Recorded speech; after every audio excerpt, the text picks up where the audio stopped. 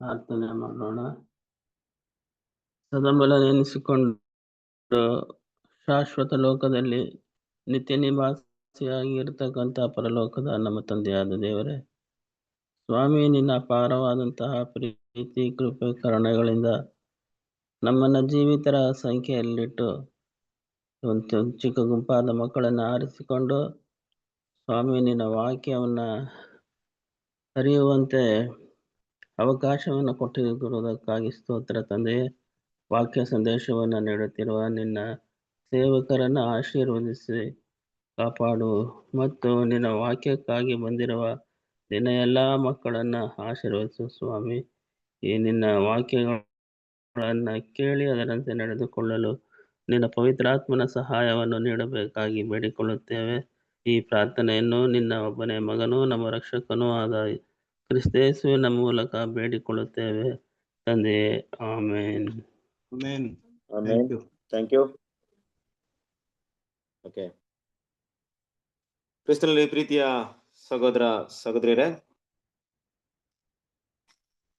ನಿಮ್ಮೆಲ್ಲರಿಗೂ ತಂದೆಯಾದ ದೇವರಿಂದಲೂ ಕರ್ತನಾದ ಯೇಸು ಕ್ರಿಸ್ತನ ಮೂಲಕ ಕೃಪೆಯು ಶಾಂತಿ ಉಂಟಾಗಲಿ. ದೇವರ ಮಹಾಕೃಪೆಯಿಂದ ದೇವರು ನಮ್ಮನ್ನ ಜೀವಿತ ಸಂಖ್ಯೆಯಲ್ಲಿ ಎನಿಸಿ ದೇವರ ಅದ್ಭುತ ಕಾರ್ಯಗಳನ್ನ ಸತ್ಯಗಳನ್ನ ಧ್ಯಾನ ಮಾಡುವಂತ ಒಂದು ಅವಕಾಶವನ್ನ ಕೊಟ್ಟಿದ್ದಾರೆ. ಹಾಗಾಗಿ ಈ ದಿನದಲ್ಲೂ ಕೂಡ ಇನ್ನು ರಾಜ್ಯ ಬರಲಿ ಅನ್ನುವಂತ 3ನೇ ಸಂಪುಟದಲ್ಲಿ ಒಂದು 6ನೇ ಅಧ್ಯಾಯವನ್ನ ನೋಡ್ತಾ ಇದೀವಿ, ಸುಗ್ಗಿಯ ಕಾರ್ಯ. ಸೊ ಎಷ್ಟನೇ ಒಂದು ಭಾಗವನ್ನು ನೋಡ್ಬೇಕಾಗಿದೆ, ಎಷ್ಟನೇ ಒಂದು ಪುಟದಲ್ಲಿ ನಾವು ಇದ್ದೀವಿ? ಭಾಗ 49. ಭಾಗ 49. Okay, so page number 89, first para ಆಗಿದೆ ಬ್ರದರ್. ಬಾಬೇಲ್ ಎಂಬ ಹೆಸರು ಮೂಲದಲ್ಲಿ. ಓಕೆ ಓಕೆ, ಸರಿ.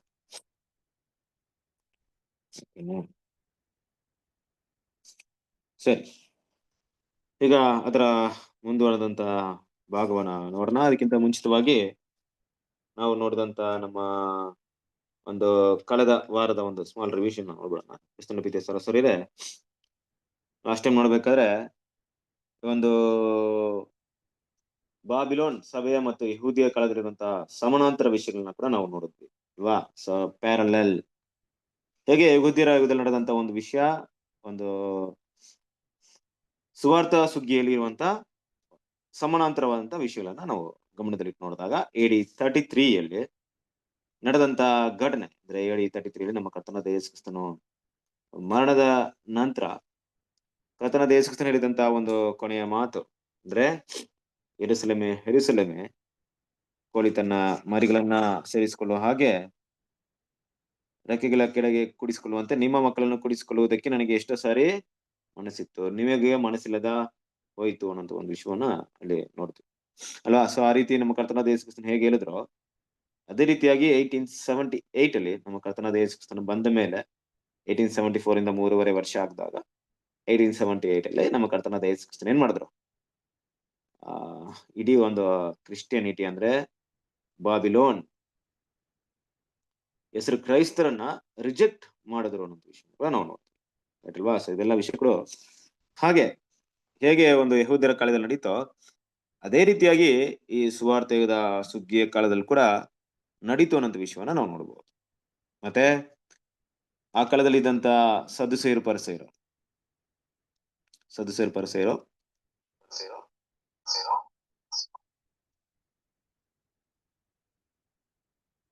ಓಕೆ, ಅವರ ರೀತಿಯಲ್ಲೇ ಇವತ್ತು ಕೂಡ ಏನಾಗಿದ್ದಾರೆ, ಹೆಸರು ಕ್ರೈಸ್ತರ ಸಿಸ್ಟಮ್ ಅದೇ ಒಂದು ಪದವಿಗೆ ಅದೇ ಒಂದು ಸ್ಥಾನಮಾನಕ್ಕೆ ಆಸೆ ಪಟ್ಟು ಇರುವಂತ ವಿಷಯವನ್ನ ಕೂಡ ನಾವೇನ್ ಮಾಡಿದ್ವಿ ಲಾಸ್ಟ್ ಟೈಮ್ ನಾವು ನೋಡಿದ್ವಿ ಅಲ್ವಾ? ಸೊ ಇದೆಲ್ಲ ವಿಷಯಗಳನ್ನ ನಾವು ತಗೊಂಡು ನೋಡಿದಾಗ ಒಂದು ದೇವರ ಯೋಜನೆಯಲ್ಲಿ ದೇವರು ಅದನ್ನ ಯಾವ ರೀತಿ ಒಂದು ಸರಿಯಾದ ಒಂದು ಆರ್ಡರ್ ಅಲ್ಲಿ ಅಂದ್ರೆ ಹೇಗೆ ಯಹೂದ್ಯರ ಒಂದು ಸುಗ್ಗಿ ಒಂದು ಸುವಾರ್ಥ ಯುಗದ ಸುಗ್ಗಿಗೆ ಒಂದು ಪ್ಯಾರಲ್ ಆಗಿ ಒಂದು ಸಮಾನಾಂತರವಾಗಿದೆ ಅನ್ನೋ ವಿಷಯವನ್ನ ಕೂಡ ನಾವು ಲಾಸ್ಟ್ ಟೈಮ್ ನೋಡಿದ್ವಿ.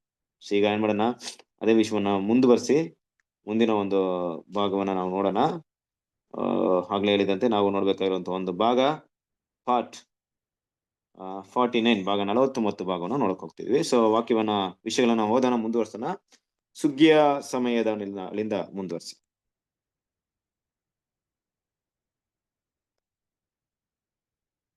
ಬೇರೆ ಯಾರಾದ್ರೂ ಓದ್ತಾರ? ಓದ್ತೀರಾ ಯಾರಾದ್ರೂ? ಓದ್ರಿ.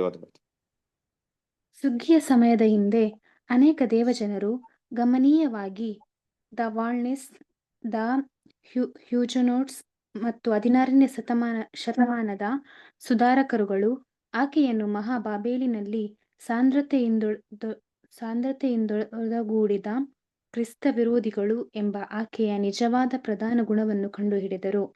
ಈ ಸತ್ಯಕ್ಕೆ ಗಮನ ಸೆಳೆಯುವಂತೆ ಅವರು ಮಾತೃವ್ಯವಸ್ಥೆಯಿಂದ ಪ್ರತ್ಯೇಕಿಸಲ್ಪಟ್ಟರು ಮತ್ತು ಅವರೊಂದಿಗೆ ಇತರರನ್ನು ಮುನ್ನಡೆಸಿದರು. ಪ್ರವಾದಿಯು ಆಮೇಲೆ ಬಹಳ ಮಂದಿ ನಯವಾದ ನುಡಿಗಳನ್ನಾಡುತ್ತಾ ಅವರನ್ನು ಸೇರಿಕೊಳ್ಳುವರು. ದಾನಿಯೇಲ 11ನೇ ಅಧ್ಯಾಯ 34ನೇ ವಾಕ್ಯ. ಎಂದು ಮುಂತಿಳಿಸಿದಂತೆ ಅವರಲ್ಲಿ ಅನೇಕ ಅಣಜಿಗಳು ಇದ್ದರು. ಅಲ್ಲಿ ಸುಗ್ಗಿಯ ಮೊದಲು ರಾಜಕೀಯ ಸಿದ್ಧಾಂತಗಳ ಕ್ಷೋಭೆಯ ಪೊಲಿಟಿಕೋ ಡಾಕ್ಟರಿನಲ್ ಸ್ಟಾರ್ಮ್ಸ್ ಬೇರ್ಪಡಿಸುವಿಕೆಯೂ ಇತ್ತು.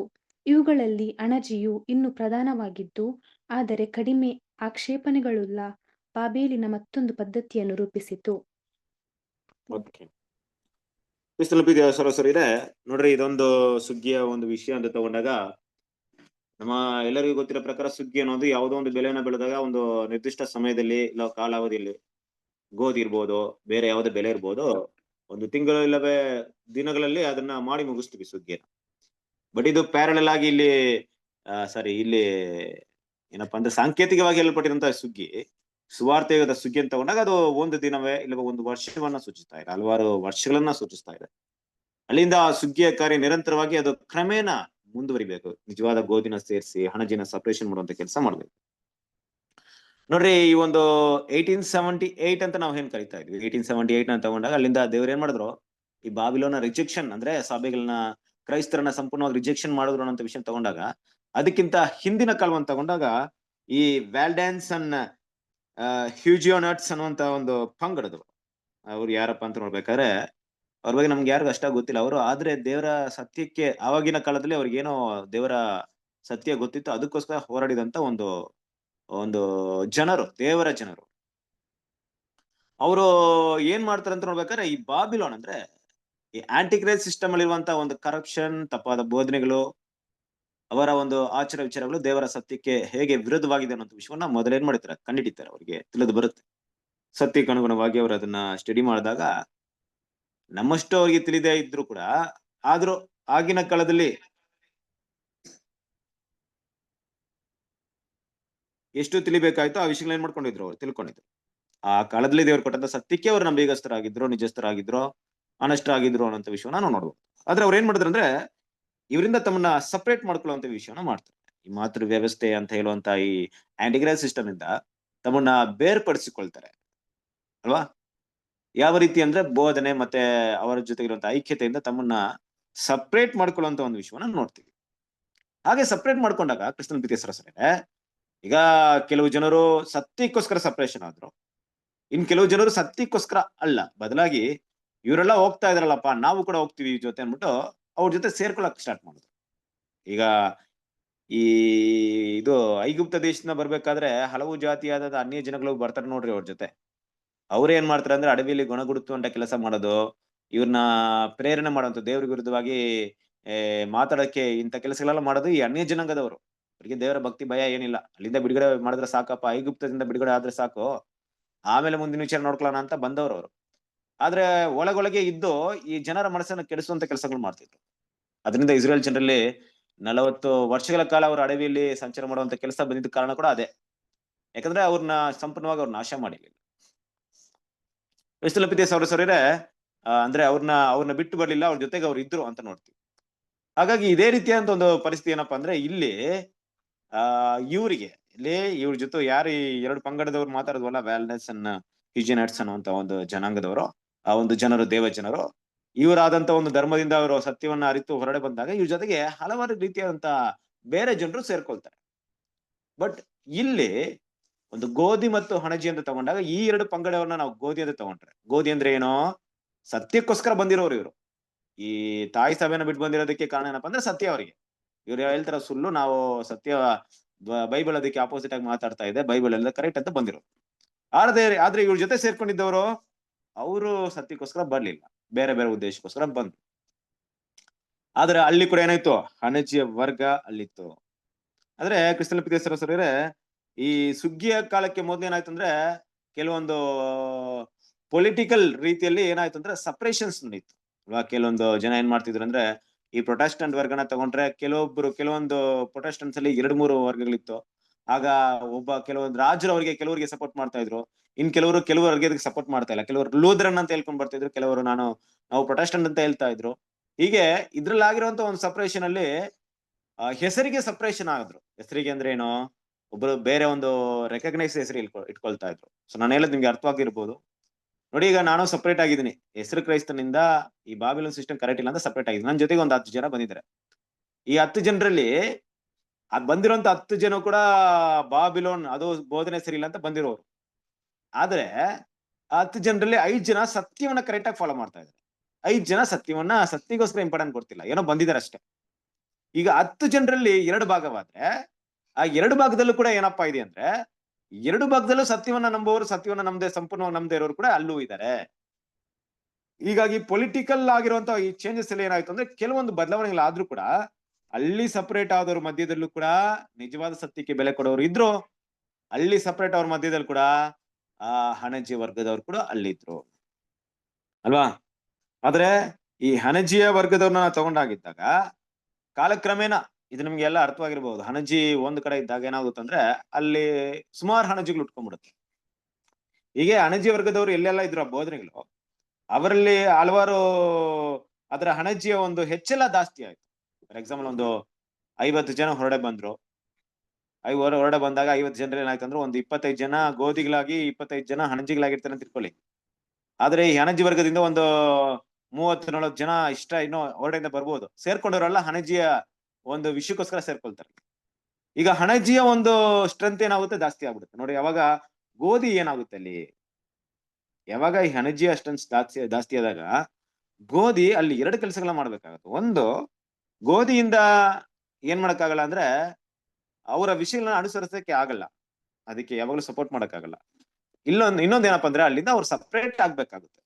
ಅವರು ಅಲ್ಲಿಂದ ಒಂದ್ ರೀತಿಯಲ್ಲಿ ಮನಸ್ಸಿನ ರೀತಿಯಲ್ಲಿ ಹೊಂದಾಣಿಕೆ ಇರಲ್ಲ, ಇನ್ನೊಂದ್ ರೀತಿಯಲ್ಲಿ ಕಾಲಕ್ರಮೇಣ ಏನಾಗುತ್ತೆ, ಶಾರೀರಿಕವಾಗಿ ಸಪರೇಷನ್ ಆಗ್ಬಿಡುತ್ತೆ. ಹೀಗಾಗಿ ಈ ಟೈಮಲ್ಲಿ ಏನ್ ನೋಡ್ತೀವಿ ಅಂದ್ರೆ, ಹಲವಾರು ಡಿನಾಮಿನೇಷನ್ ಉಟ್ಕೊಂಡ್ಬಿಡ್ತು ಕ್ರಿಸ್ತನ ಪ್ರೀತಿಸರಸರೇ.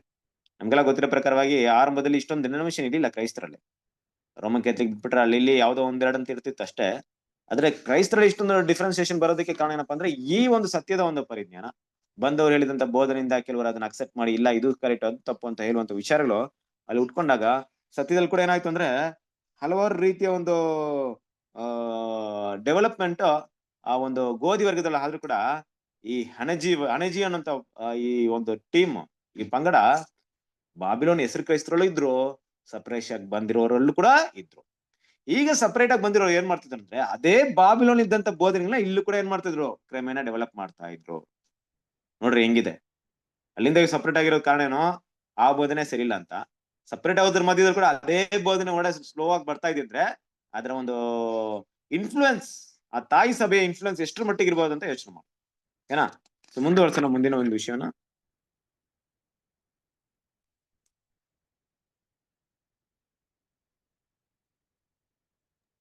ಕಂಟಿನ್ಯೂ ಮಾಡಿ. ಈ ರೀತಿಯಲ್ಲಿ ಗೋಧಿಯು ಕಾಲಕ್ಕೆ ಹಣಜಿಯ ದುಸ್ವಪ್ನದಿಂದ, ವಿಶೇಷವಾಗಿ ಅದು ಬೆಳೆಸುವ ಸಾಂದ್ರವುಳ್ಳ ತಪ್ಪುಗಳನ್ನು ಆಧರಿಸಿ ಹಣಜಿಗಳನ್ನು ಉತ್ಪಾದಿಸಿದವುಗಳಿಂದ ಬಿಡುಗಡೆ ಹೊಂದಲು ಶ್ರಮಿಸುತ್ತಿದ್ದರೂ, ಅದರ ಪ್ರಯತ್ನಕ್ಕೆ ಆಶೀರ್ವಾದ ಸಿಕ್ಕಿದರೂ ಅವರು ಇನ್ನೂ ಸಹ ವಿಶಾಲವಾಗಿ ಪ್ರಬಲವಾಗಿರುವ ಹಣಜಿ ಮೂಲ ವಸ್ತುವಿನ ಪ್ರಭಾವದಲ್ಲೇ ಸಿಲುಕಿಕೊಂಡಿದ್ದರು. ಆದರೆ ಗೋಧಿಯ ಸಲುವಾಗಿ ದೇವರ ಕೃಪೆಯು ಈ ಮಿಶ್ರಿತ ಗೊಂಚಲುಗಳಿಗೆ ಅಥವಾ ಬಾಬೇಲಿನ ಪದ್ಧತಿಗಳಿಗೆ ವಿಸ್ತರಿಸಿತು. ಆದರೆ ಅದು 1878ರ ಸುಗ್ಗಿ ಸಮಯದಲ್ಲಿ ದೇವರು ಪೂರ್ಣವಾದ ಮತ್ತು ಅಂತಿಮ ಪ್ರತ್ಯಕ್ಷತೆಯನ್ನು ತರುವ ತನಕ ಪರಿಣಾಮ ಬೀರಲಿಲ್ಲ. ಆಗ ಆ ಪದ್ಧತಿಗಳು ಪೂರ್ಣವಾಗಿ ಸದಾಕಾಲಕ್ಕೆ ಎಲ್ಲಾ ಕೃಪೆಯಿಂದ ಹೊರಹಾಕಲ್ಪಟ್ಟಿತು ಮತ್ತು ತೀವ್ರತರವಾದ ನಾಶನದ ಶಿಕ್ಷೆ ಹೊಂದಿತು ಮತ್ತು ದೇವಜನರು ಸ್ಪಷ್ಟವಾಗಿ ಮತ್ತು ಅತ್ಯಗತ್ಯವಾಗಿ ಅವರಿಂದ ಹೊರಬಂದರು. ಯುಗದ Okay. ಪ್ರಾರಂಭದಲ್ಲಿ ಸ್ವಲ್ಪ ಇಲ್ಲಿ ನೋಡಿ ಕೆಲವೊಂದು ಪಾಯಿಂಟ್ಸ್ ನೋಡಿ ನಾವು ಮುಂದುವರಿಸೋಣ. ಕ್ರಿಸ್ತನ ಪ್ರೀತಿಯ ಸಹೋದರರೇ, ನೋಡಿ ಇಲ್ಲಿ ಗಮನಿಸಬೇಕಾದ ವಿಷಯ ಏನಪ್ಪಾ ಅಂದ್ರೆ, ಈ ಗೋಧಿ ಅನ್ನುವಂತ ಒಂದು ವರ್ಗದವರು ನಿಜವಾಗ್ಲೂ ದೇವ್ರ ಮಕ್ಕಳಿಗೆ ಸತ್ಯವನ್ನ ಹುಡುಕಿ ಸತ್ಯಕ್ಕೋಸ್ಕರ ತ್ಯಾಗ ಮಾಡುವವರ ದೇವ್ರ ಮಕ್ಕಳ ಮಧ್ಯದಲ್ಲಿ ಈ ಹಣಜಿ ವರ್ಗದವ್ರು ಇರ್ಬೇಕಾದ್ರೆ ಎಷ್ಟು ಕಷ್ಟ ಇರ್ತಾ ಇತ್ತು. ತುಂಬಾನೇ ಕಷ್ಟ. ಇವತ್ತಿನ ರೀತಿಯಲ್ಲಿ ನಮ್ಗೆ ಆಗಿನ ಕಾಲದಲ್ಲಿ ಇರ್ಲಿಲ್ಲ.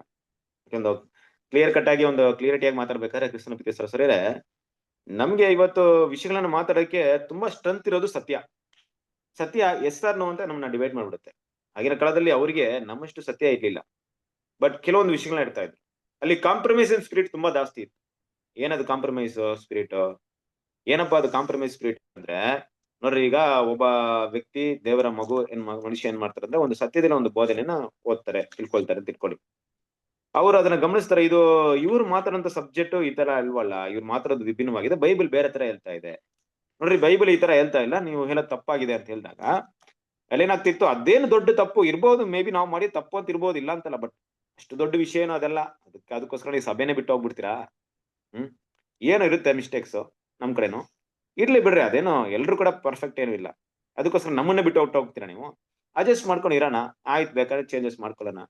ಈ ರೀತಿ ಏನಾಗ್ತಿತ್ತು ಅಂದ್ರೆ, ಈ ಕಾಂಪ್ರಮೈಸ್ ಸ್ಪಿರಿಟ್ ತುಂಬಾ ಹೊರಡ ಇರ್ತಾ ಇತ್ತು. ಇದು ಗೋಧಿ ವರ್ಗದವರಿಗೆ ತುಂಬಾನೇ ಕಷ್ಟ ಇತ್ತು.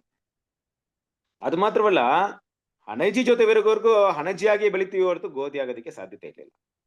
ಒಂದು ಗೋಧಿ ಬೇಕಾದ್ರೆ ಹಣಜಿ ಆಗ್ಬಿಡ್ತಾ ಇತ್ತು, ಆದ್ರೆ ಹಣಜಿ ಗೋಧಿ ಆಗ್ತಾ ಇರ್ಲಿಲ್ಲ. ಅದು ಇಲ್ಲಿರುವಂತ ತುಂಬಾ ಡಿಫಿಕಲ್ಟ್ ಸಿಚುವೇಶನ್. ನಾವೇನಾದ್ರೂ ಅವ್ರ ಜೊತೆಗಿದ್ರೆ, ಒಂದು ಅವರ ಬೋಧನೆ ಇಲ್ಲ, ನಮ್ ಬೋಧನೆ, ನಾನು ಒಂದ್ ಸತ್ಯನ ಕರೆಕ್ಟ್ ಅಂತ ನಾನು ಕಂಡಿಡಿದ್ರು ಕೂಡ ಅವ್ರ ಜೊತೆ ಮಾತಾಡಿದಾಗ, ಆಯ್ತು ಬಿಡಪ್ಪ, ಏನ್ ದೊಡ್ಡ ವಿಷಯ, ಇಲ್ಲಿ ಏನು ಹೆಚ್ಚು ಕಡಿಮೆ ಆಗುತ್ತೆ, ಸತ್ಯದಲ್ಲಿ ಅಡ್ಜಸ್ಟ್ ಮಾಡ್ಕೊಂಡು ಹೋಗೋಣ, ಇಷ್ಟು ದೊಡ್ಡ ಸಭೆ, ಇಷ್ಟು ದೊಡ್ಡ ಒಂದು ಜವಾಬ್ದಾರಿ, ಮೆಂಬರ್ಶಿಪ್, ಇದನ್ನೆಲ್ಲ ಬಿಟ್ಟು ಹೊರಡೋಗಿ ಏನ್ ಮಾಡ್ತೀರಾ?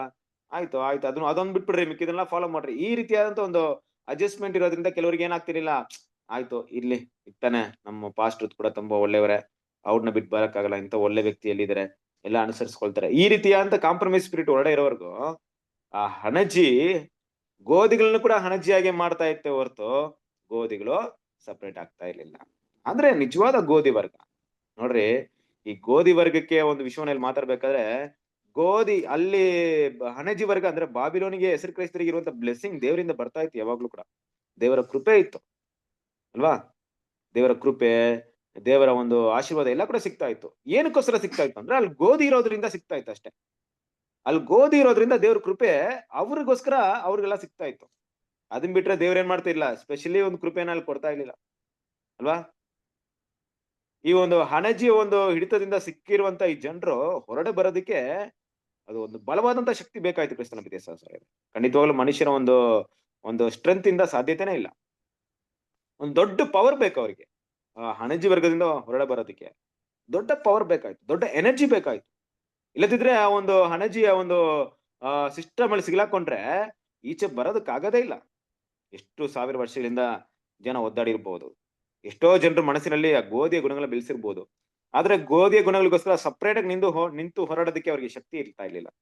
ಅದಕ್ಕೆ ಆಪೋಸಿಟ್ ಆಗಿ ನಿಂತ್ಕೊಳ್ಳೋಕೆ ಬಲ ಸಾಕಾಗ್ತಿರ್ಲಿಲ್ಲ, ಒಂದು ಟೀಮ್ ಇರ್ತಿರ್ಲಿಲ್ಲ, ಒಂದು ಯೂನಿಟಿ ಇರ್ತಿರ್ಲಿಲ್ಲ. ಬದಲಾಗಿ ನೀವೊಬ್ರು ಗೋಧಿ ಆಗಿದ್ರೆ, ಒಬ್ರಲ್ಲಿ ನೀವು ಗೋಧಿಯ ಗುಣಗಳನ್ನ ಬೆಳೆಸ್ಕೊಂಡಿದ್ರೆ, ಗೋಧಿಯ ಬೋಧನೆ ನಿಮ್ಗೆ ನಿಜವಾದ ಸತ್ಯ ಗೊತ್ತಿದ್ರೆ, ನೀವು ಒಬ್ಬರೇ ಸಪರೇಟ್ ಆಗಿ ಬಂದು ಏನ್ ಮಾಡಕ್ಕಾಗುತ್ತೆ? ನಿಮ್ಗೆ ಸ್ಟ್ರೆಂತ್ ಇರ್ಲಿಲ್ಲ, ಪವರ್ ಇಲ್ಲ. ನೀವು ನಿಮ್ಮ ಬೋಧನೆ ಬೇರೆಯವ್ರಿಗೆ ಹೇಳಿದ್ರೆ ಯಾರು ಕೂಡ ಒಪ್ಕೊಳ್ತಾ ಇಲ್ಲ. ನೀನ್ ಹೇಳೋ ತರ ನೋಡಿದ್ರೆ, ನಾನು ಈ ಸಭೆ ಬಿಟ್ಟು ಬರ್ಬೇಕಾ? ಸಭೆ ಎಲ್ಲ ಬಿಟ್ಟು ಬರಕ್ಕಾಗಲ್ಲಪ್ಪ. ನೀನ್ ಹೇಳೋದೇನೋ ಕರೆಕ್ಟ್, ಆದ್ರೆ ನಾನು ಸಭೆ ಬಿಟ್ಟು ಬರಲ್ಲ, ನಾನು ಇಲ್ಲೇ ಇರ್ತೀನಿ ಬೇಕಾದ್ರೆ, ಆತರ ಇಡ್ತಾ ಇತ್ತು. ಆಗ ನಿಜವಾದ ಗೋಧಿ ಕೂಡ ಏನ್ ಮಾಡ್ತಾ ಇದ್ರು, ಬೇರೆ ದಾರಿಗಳಿಲ್ದ ಅವರ ಒಂದು ವಿಷಯಗಳಲ್ಲಿ ಪ್ರಾಧಾನ್ಯಕ್ಕೆ ಬರ್ತಾ ಇರ್ಲಿಲ್ಲ. ಆದ್ರೂ ಕೂಡ ನಿಜವಾಗ್ಲೂ ದೇವ್ರ ಮಕ್ಕಳು ಗೋಧಿ ಗುಣಗಳ ಬೆಳೆಸಿ ಸತ್ತಿದ್ದಾರೆ, ಸಭೆಯ ಓಟವನ್ನು ಓಡಿ ಮುಗಿಸಿದ್ದಾರೆ. ಅದು ನಮ್ಮೆಲ್ಲರೂ ಗೊತ್ತಿರುವಂತ ವಿಷಯ. ಬಾಬಿಲೋನಲ್ಲಿ ಒಡೆಯಿದ್ರು ಕೂಡ ಗೋಧಿಯ ಗುಣಗಳನ್ನ ತೋರಿಸಿದ್ದಾರೆ ಅನ್ನೋದನ್ನ ನಾವು ಅರ್ಥ ಮಾಡ್ಕೊಬೇಕು. ಆದ್ರೆ ಕ್ರಿಸ್ತನ ಪ್ರೀತಿಯ ಸಹೋದರರೇ, ದೇವರ ಕೃಪೆ 1878 ಅಲ್ಲಿ ನೋಡ್ರಿ, ಆ ಕೃಪೆ ಎಷ್ಟು ಮಟ್ಟಿಗಿತ್ತು ಅಂದ್ರೆ, ಅಲ್ಲಿವರೆಗೂ ದೇವರ ಕೃಪೆ ಏನಾಗ್ತಿತ್ತು ಅಂದ್ರೆ ಬಾಬಿಲೋನಿಗೆ ಸಿಗ್ತಾ ಇತ್ತು. ಅಂದ್ರೆ ಗೋಧಿಯ ಸಲುವಾಗಿ ಏನಾಗ್ತಿತ್ತು, ಆ ಕೃಪೆ ಸಿಗ್ತಾ ಇತ್ತು. ಆದ್ರೆ 1878 ಅಲ್ಲಿ ದೇವ್ರೇನ್ ಮಾಡಿದ್ರು, ಒಂದು ದೊಡ್ಡ ಸಪರೇಷನ್ ಮಾಡಿದ್ರು. ನೀವು ಹಿಸ್ಟಾರಿಕಲ್ ಆಗಿ ಇದನ್ನ ಓದಿದ್ರೆ ನೀವು ಅರ್ಥ ಮಾಡ್ಕೊಬೇಕು ಅದನ್ನ. ಯಾಕಂದ್ರೆ ಕೆಲವೊಂದು ವಿಷಯಗಳನ್ನ ನಾವು ನೋಡೋದಕ್ಕೆ ದೇವ್ರು ನಮ್ಮ ಕಣ್ಣನ್ನ ಓಪನ್ ಮಾಡ್ಬೇಕು, ಆತ್ಮಿಕ ಕಣ್ಣುಗಳನ್ನ ಓಪನ್ ಮಾಡ್ಬೇಕು. ಇಲ್ದಿದ್ರೆ ಈ ಸತ್ಯಗಳನ್ನ ನಾವು ಪರಿಗಣಿಸಕ್ಕೆ ಆಗಲ್ಲ, ಅರ್ಥ ಮಾಡ್ಕೊಳಕ್ಕಾಗಲ್ಲ. ಇಷ್ಟು ಒಂದು ಬಲವಾದ ಹಿಡಿತದಿಂದ ಹೊರಡೆ ಬರ್ಬೇಕಾದ್ರೆ 1878 ಅಲ್ಲಿ ಏನಾಯ್ತಪ್ಪ, ಏನ್ ಒಂದು ವಿಷಯ ನಡೀತು ಅಂದ್ರೆ, ದೇವರು ಸಂಪೂರ್ಣವಾಗಿ ಈ ಮಹಾಬಾಬಿಲೋನ್ಗೆ ತಲುಪುವಂತ ಕೃಪೆನ ಸ್ಟಾಪ್ ಮಾಡಿದ್ರು. ಯಾವ ರೀತಿ ಕೃಪೆ ಅಂದ್ರೆ ಏನು? ಇದಕ್ ಮುಂಚೆ ಏನ್ ಕೃಪೆ ಕೊಡ್ತಾ ಇದ್ರು? ಹೌದು ಕ್ರಿಸ್ತನಲ್ಲಿ ಪ್ರೀತಿಯ ಸಹೋದರರೇ, ನೋಡ್ರಿ, ನಾವು ನೋಡೋ ಪ್ರಕಾರ ಈ ಅಬ್ರಾಮ್ ಏನ್ ಮಾಡ್ತಾರೆ, ಕೇಳ್ತಾ ಇರ್ತಾರೆ ಆ ದೂತ್ರ ಹತ್ರ, ನೀವು ಸೋದಮ್ ಗೊಮೋರ ಪಟ್ಟಣಕ್ಕೆ ಹೋಗ್ತಾ ಇದ್ದೀರಾ, ಅಲ್ಲಿ 50 ಜನರು ನೀತಿವಂತಿದ್ರೆ ಆ ಪಟ್ಟಣವನ್ನ ನೀನು ನಾಶ ಮಾಡಲ್ವಾ? 40 ಜನರು, 30 ಜನರು, 10 ಜನರು ಇದ್ರೆ ನಾಶ ಮಾಡಲ್ವಾ? ಅಂದ್ರೆ ಅಬ್ರಾಹ್ಮಣ ಈ ಪ್ರಶ್ನೆನ ದೂತರಿಗೆ ಕೆಲವಂತ ಉದ್ದೇಶ ಏನಪ್ಪಾ ಅಂದ್ರೆ, ಅಲ್ಲಿ ಇರುವಂತ ಲೋತ್ ಕಾಪಾಡಲ್ಪಡ್ಬೇಕು, ಲೋತನ ಫ್ಯಾಮಿಲಿ ಕಾಪಾಡಲ್ಪಡ್ಬೇಕು, ಅದ್ರ ಮೇಲೆ ಇರುವಂತ ಪ್ರೀತಿ. ಅಬ್ರಾಹ್ಮಣಿಗಿಂತ ಪ್ರೀತಿ ದೇವರಿಗಿದೆ.